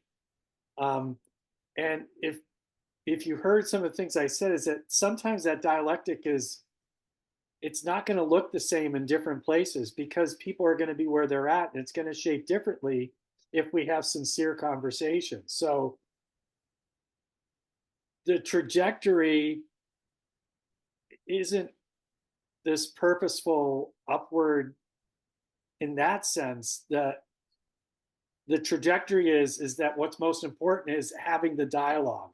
It's having people come together from wherever they're at and talking, and that is the most important value that I want, that I believe we need to move forward for humanity. And I have my guess that there is a trajectory, that something happens that is evolutionary when we do that, but I can't be sure. But I see the alternative of what's happening when we don't, and it scares me, and I'm willing to come out and have an open dialectic or debate anybody on the importance of having a discussion with people at all stages. So with that, I'm going to bid you all adieu, and I hope if I can see you all in Denver. I'm excited to be out there. Denver's that whole area is a big part of my life. My dad went to CU. I think I was created in Boulder, but born in New Hampshire, and my grandparents lived for 20 years in Aurora, Colorado, which is my daughter's name. So Mark, before you sign off, and thank you again, Karen Voorhees has been working on the evening program, and what we figured out together is Thursday night after the conference, Steve McIntosh has invited everybody to his place for a party. So that's going to be kind of fun. Nice. We're going to have to journey to Boulder, because apparently he lives across the street from Saltzman. Jeff Saltzman, but it should be an interesting party that night. Have a block party. Yeah. Yeah. I've got a lot of friends in Boulder, so that's exciting. But I want to sincerely share my gratitude, Tom, with you, and share for your help on the techno, and to all of the great comments and feedback. And, this is a work in progress. So what you'll see will hopefully have some of your influence and feedback as I put probably some slides together for this, but this was an awesome opportunity. I'm so grateful for it, and my blessings to all of you on your Thank you, behalf. Mark. Thanks, Mark. See you next month. I'll see you next month. Bye. Bye.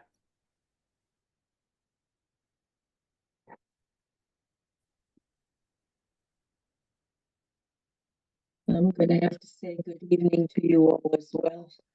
I just drove back from LA and I'm bushed. Good to see you all. Good to see you, You're in Lorraine. Denver. Bye, Lorraine.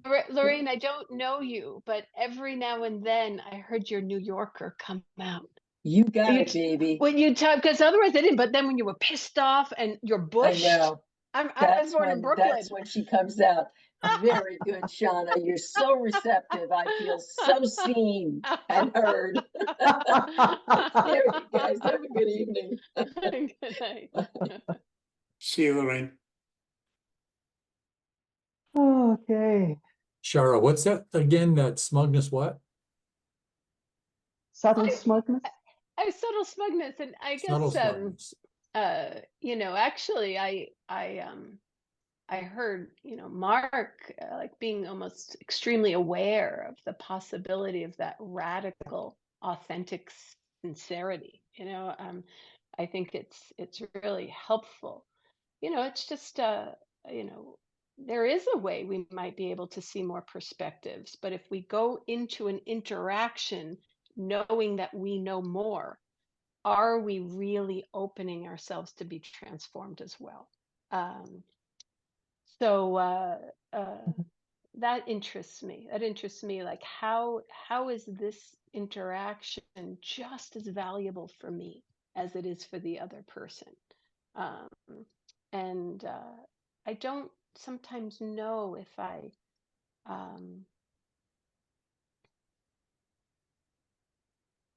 yeah, I guess I have a concern that maybe as a collective, that sincerity might not be there. But is the interaction always as valuable to you as it is to them? Yes, I think it has to be. I do. Like as a therapist, the unconditional love is quite easy because I'm not as directly impacted.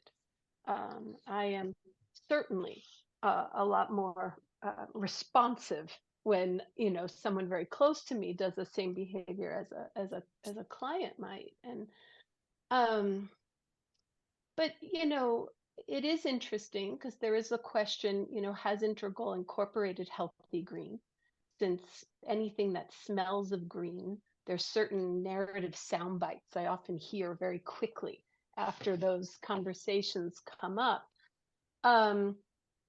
But there is this sense of I listened to this part of a talk by Langston Kahn, and he was having a conversation as his wise shaman self. He's a Black American, with someone who was having like a conversation as their white shaman self, talking from their lineages. And she wanted to know like how her and her people who wounded Blackness could be of service. And his point is it's important for whiteness to understand how, through oppression, it has cut itself off from its own wholeness. Mm.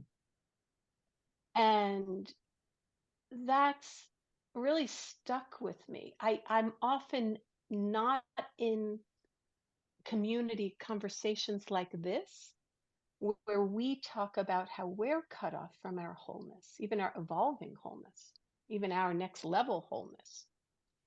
And I think that's comfortable. I think it's a comfortable place. And I wonder if it's an unspoken norm that could be harming us. So I do think there's a way there's more capacity with the multi-perspectival ability that happens as we develop, and you know, we're not done. And how do we really center that inquiry a little deeper? And when we talk about others, sometimes I find that gets hidden a little, or it's not even a discussion point.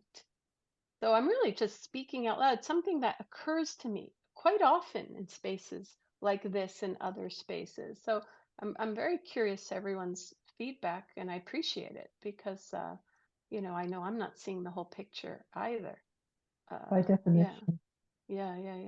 And I think if we don't know exactly how quickly we impact them, but if we've done our work through sincerity, it has. And it might not even be, like I mentioned in the chat, it might be a third person that's there next to that immovable person that then jumps in, and this immovable person witnesses an interaction between, say, our, you know, ourself and them that then they think about later. And one of the things I think that's helped me when I have my maybe not so subtle smugness is when he said that, when Mark said the part about it wasn't all good, the decision about Roe, because we did not take into account the rights of the fetus. And I was like, yeah, and I'm like, whoa, blown away. I can see situations, and I can even put the kernel of seed in for that to come in handy sometime in a real engaged conversation where, you know, I can say, you know what, this really made me think again. I don't think I'm going to change my mind about believing that women should have a right to choose, but I think it's an inroad to a vulnerability that I can have and present to these people. I'm thinking about my sisters. I'm thinking about, you know, people that I know, that I can see this being really helpful, because I will oftentimes use personal situations that I've been through either medically or personally that really show me this is a decision I needed to make. But I also know others have theirs too. You know, Shara's put on the table radical equality. Mary, you just touched about the virtues of humility, because I was blown away too on that interpretation of Roe. Shara also touched on the ability to love them. But I have a hard time with this radical equality. Well, I don't think I want radical equality. You know what I want? You know what I'm searching for? There's actually, and then there's something else that kind of confounds it even more. I'm for the radical embracing of a quality of transformation. Like I not like, I think these interactions, so maybe it is different, because I think you were pushing back against this a little. Like, I think there's the equal opportunity for us to be transformed just as much as the person we're with, wherever they are on the spiral. And I'm curious about how we might be transformed, and what that might look like, and what we're not seeing. I mean, because even if it's a growing down, even if it's a growing down to grow up, to do some of the soul making on the earlier levels, there's something that we might not be seeing that's being held by those consciousness. Now, at the same time, one of the things that was also churning in there about open inquiry. Well, one of the problems with open inquiry is what happens when the red wolf comes in your green, you know, collective. Chicken house. You need to set a firm and hard boundary and enforce it. And enforce it. And before you might even be able to be curious or hope that curious leads to transformation. That's there's also things that need to be protected as we're curious. So, I'm just confounding it more. But does anyone else feel that? Like when we were talking, like, did anyone feel that collectively we might have been all agreeing that, we get it and we'll listen to them, hoping to lift them up, while Absolutely. almost having a sense that we stay unchanged in the process? Or is that No. something No, that no. my issues are bringing forward? That's just. No, I get it too. No. There's some of the strongest opinions I've ever had, I've come full circle about, and it still baffles me that, and so I recognize that there is that possibility. I could be, I may not be a militant, never, ever, ever, ever, ever gonna have children, because I have 3 and I love them. So that was a huge one for me. So I recognize that possibility that it could happen. And the other thing, sorry about that. Something was coming into me. A Course in Miracles, which I've studied for a very long time, has a passage where it says, "I hope I'm wrong about this." And then it's a commitment of conscious leadership where, just assume the other point of view is as true or more true than your own, as an integral capacity, not as a green of capacity. Right. But so continue, Mary. Well, that was basically it, I think. I think when something really integrates in my gut, it's like, I know that I'm changed about that. And I know that the next opportunity, and there will be an opportunity for me to maybe say something, or maybe just be different with that other person.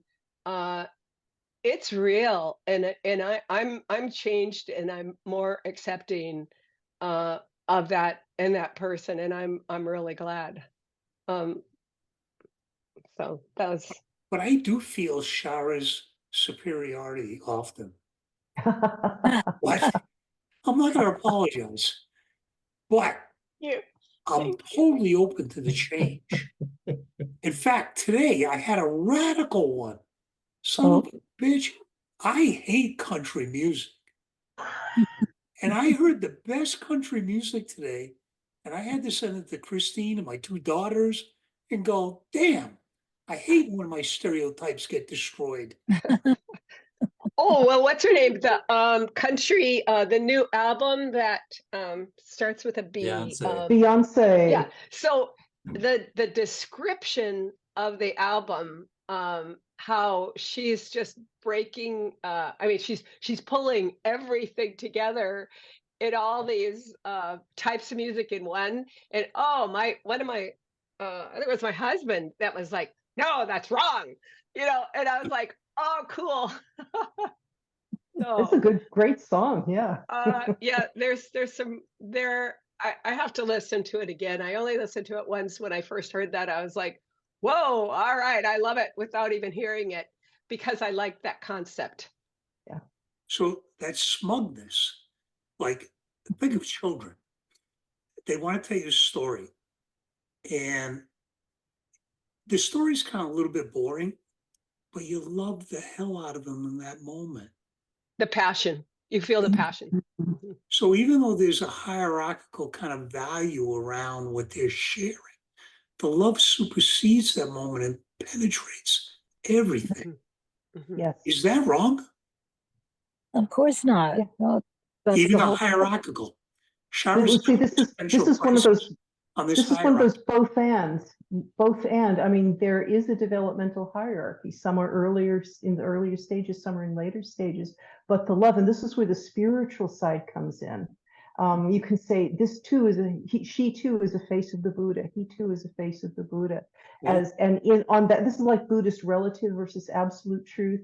In the absolute truth, everything that exists is an expression of the transcendent into manifestation, is an expression of absolute love. And when we are in our truest, deepest selves, we love it all absolutely. That's an aspiration.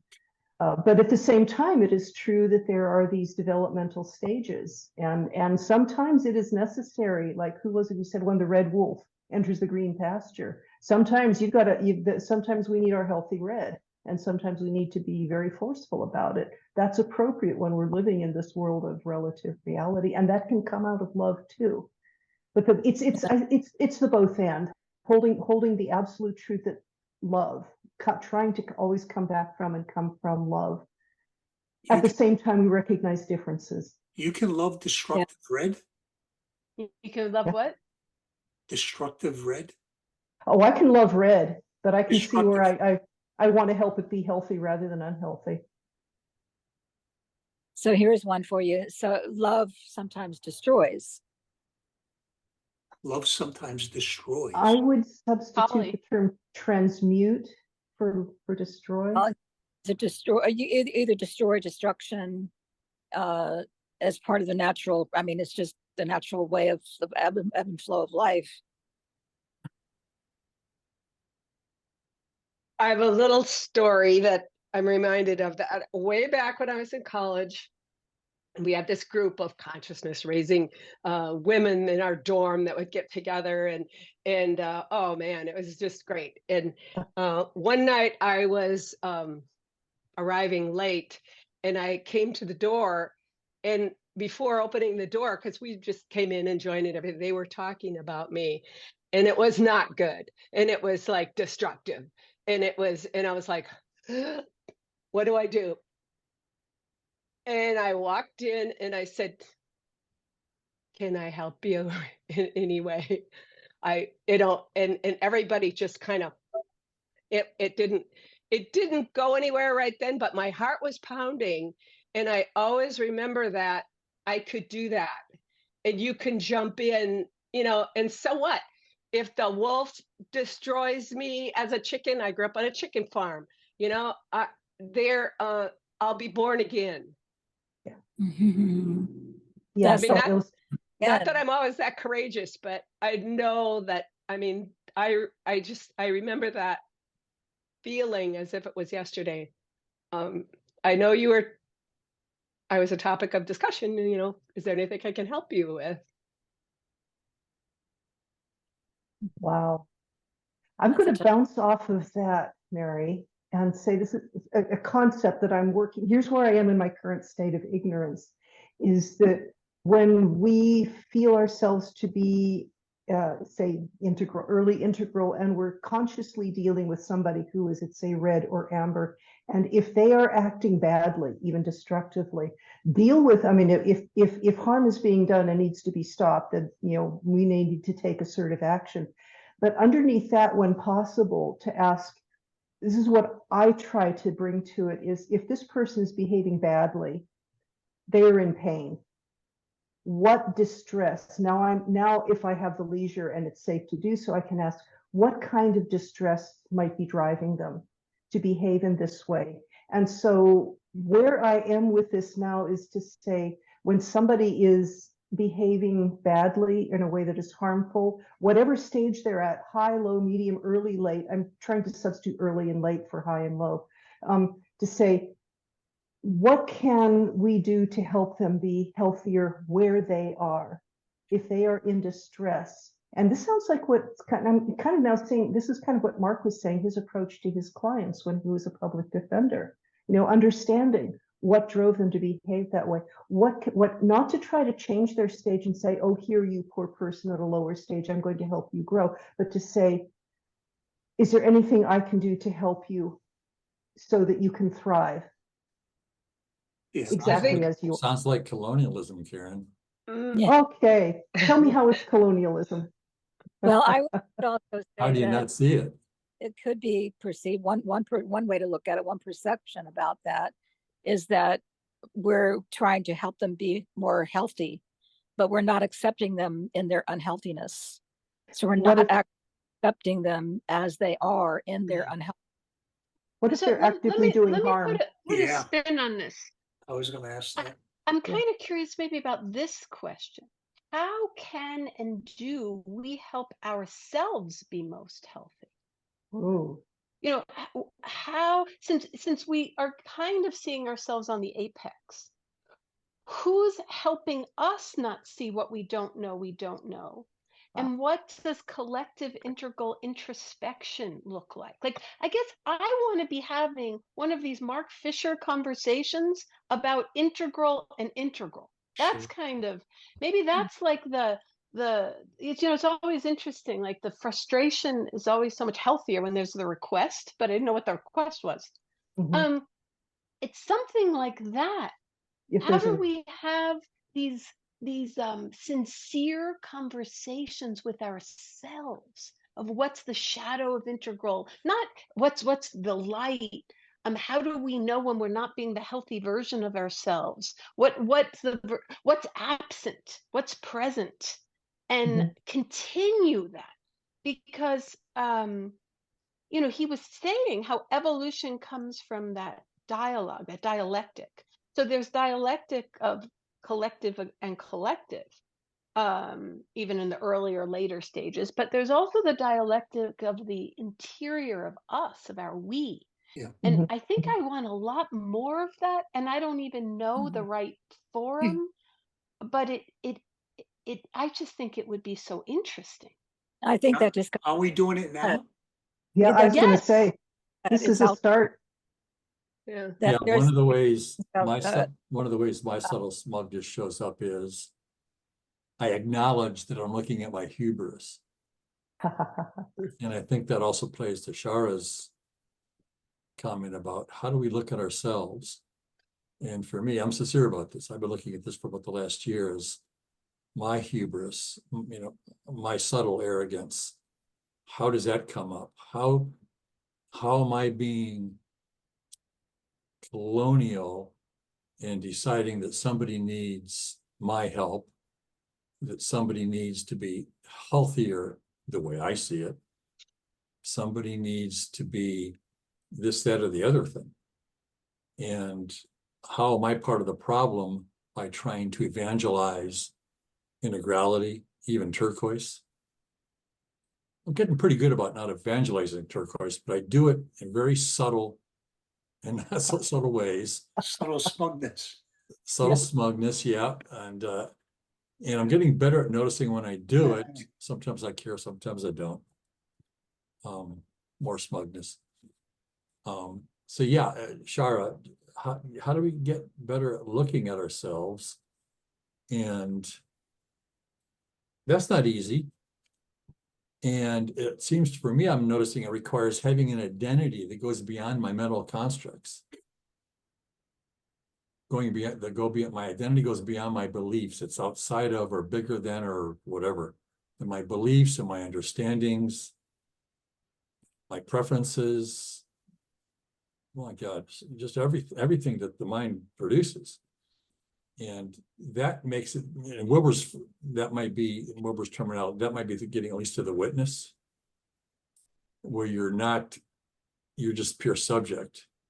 You're not, well, I'm mixing that up, but just the witness. I can see myself better. I can see Larry better.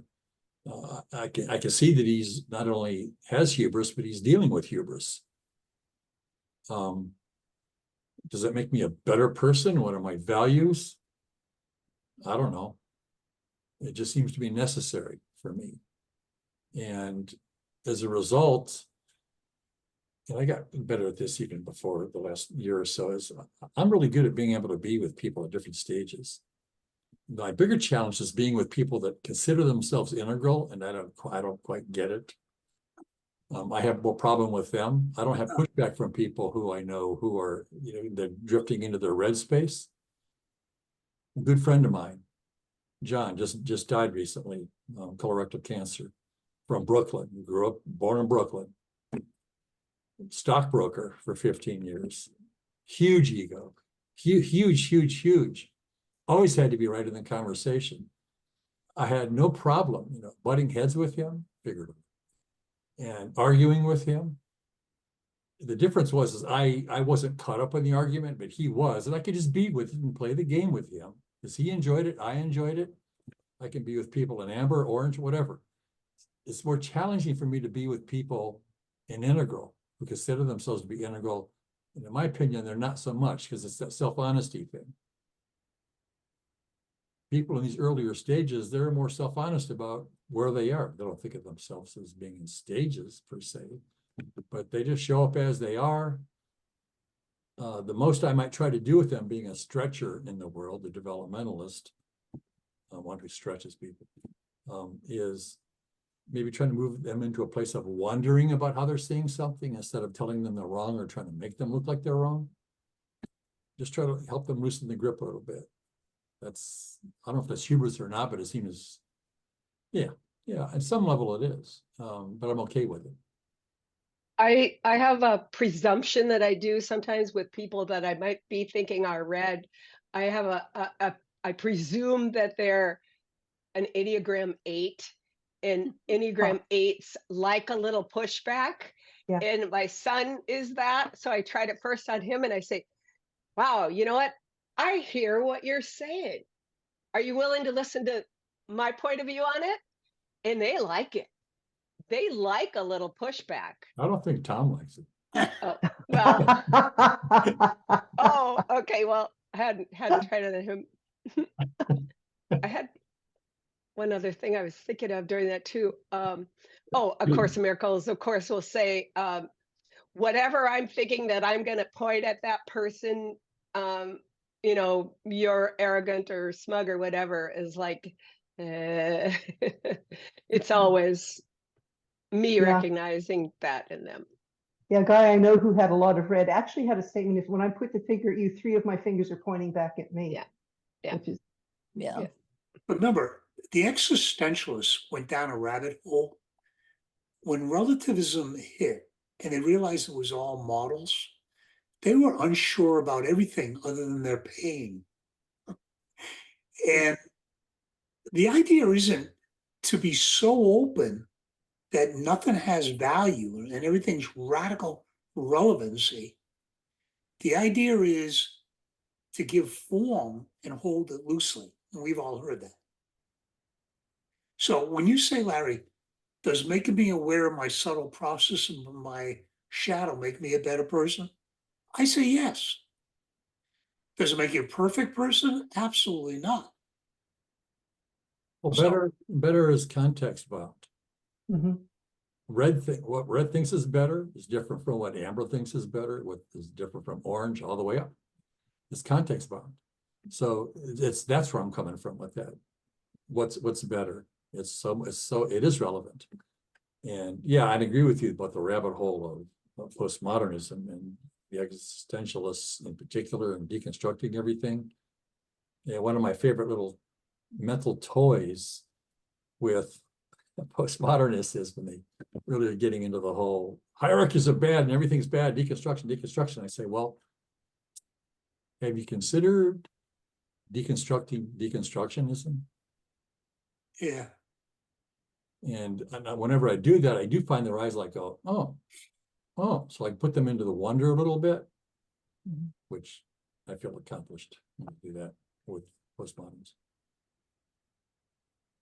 But anyways, Context and there's always another context. I think that's one of the distinctions. A second tier is to understand that wherever we are, there will always be another larger context and that we haven't grown into yet. I think that the term Terry Patton used was epistemic humility. There is always going to be more context than we see yet.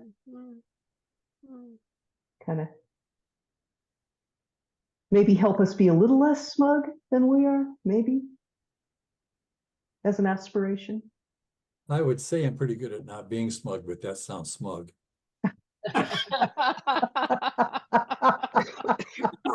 So I won't say it. that's funny. And I'll deny it if somebody says I did. Okay, you never said it.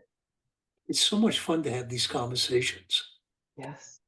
I Yeah, don't know. Shara, I like what you were, where you were going with this. If there, how can we have these encounters? So, because by definition, we cannot see our own shadow. If we could see it, it wouldn't be shadow. How can we help be mirrors for each other in a positive, loving, affirmative way? Wait a minute. Remember, shadow comes out of the Jungian tradition. The Freudian tradition uses unconscious. Mhm. And purely unconscious is like the Jungian idea of shadow. You can't see it. But Freud made the distinction, there's pre-conscious. It's right on the edge of awareness Yes. that you can discover. And that tends to what we do with shadow work too. Somebody says something and it resonates, we go, whoa, I didn't see that. Mhm. Because that in the analytic language is pre-conscious. It's ready to be integrated. And but it's still shadow. It's just, but to Karen's point in the definition, once it becomes conscious instead of pre-conscious, it's not shadow anymore. Shadow. But it's still something that we need to work on, as it were. Sure. Yeah. That's a good, healthy area. If Yeah. working on that, you can gain a hell of a lot to do it. So Yeah, and that's a huge challenge because it pokes at our identity. Once we see something that doesn't fit our box of how we know ourselves to be already, we instinctively want to push it away, Yes. back into shadow, for example. Well, and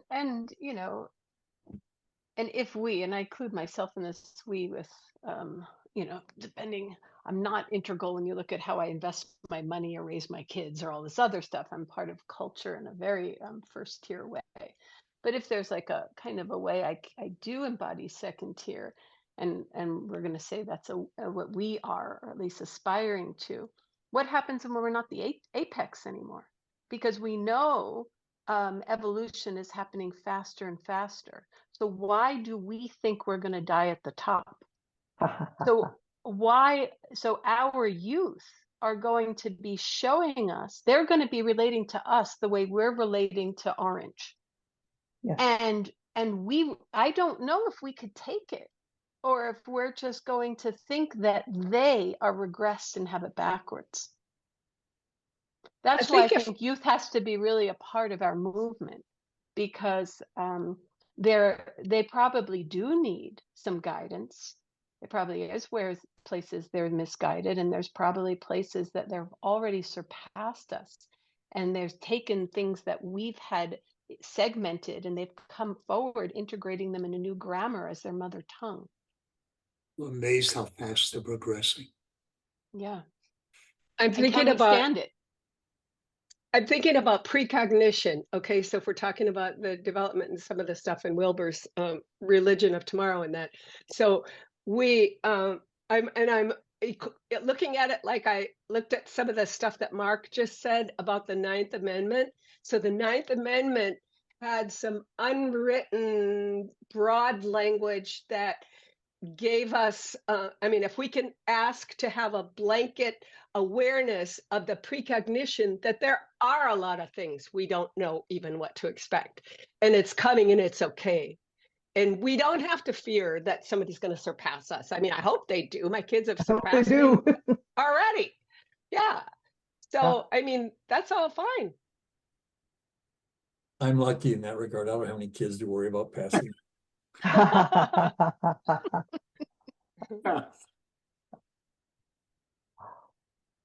Well, it's 7 o'clock, and I think I'm going to sign off. This has been wonderful. Yeah. Rich. Love you guys.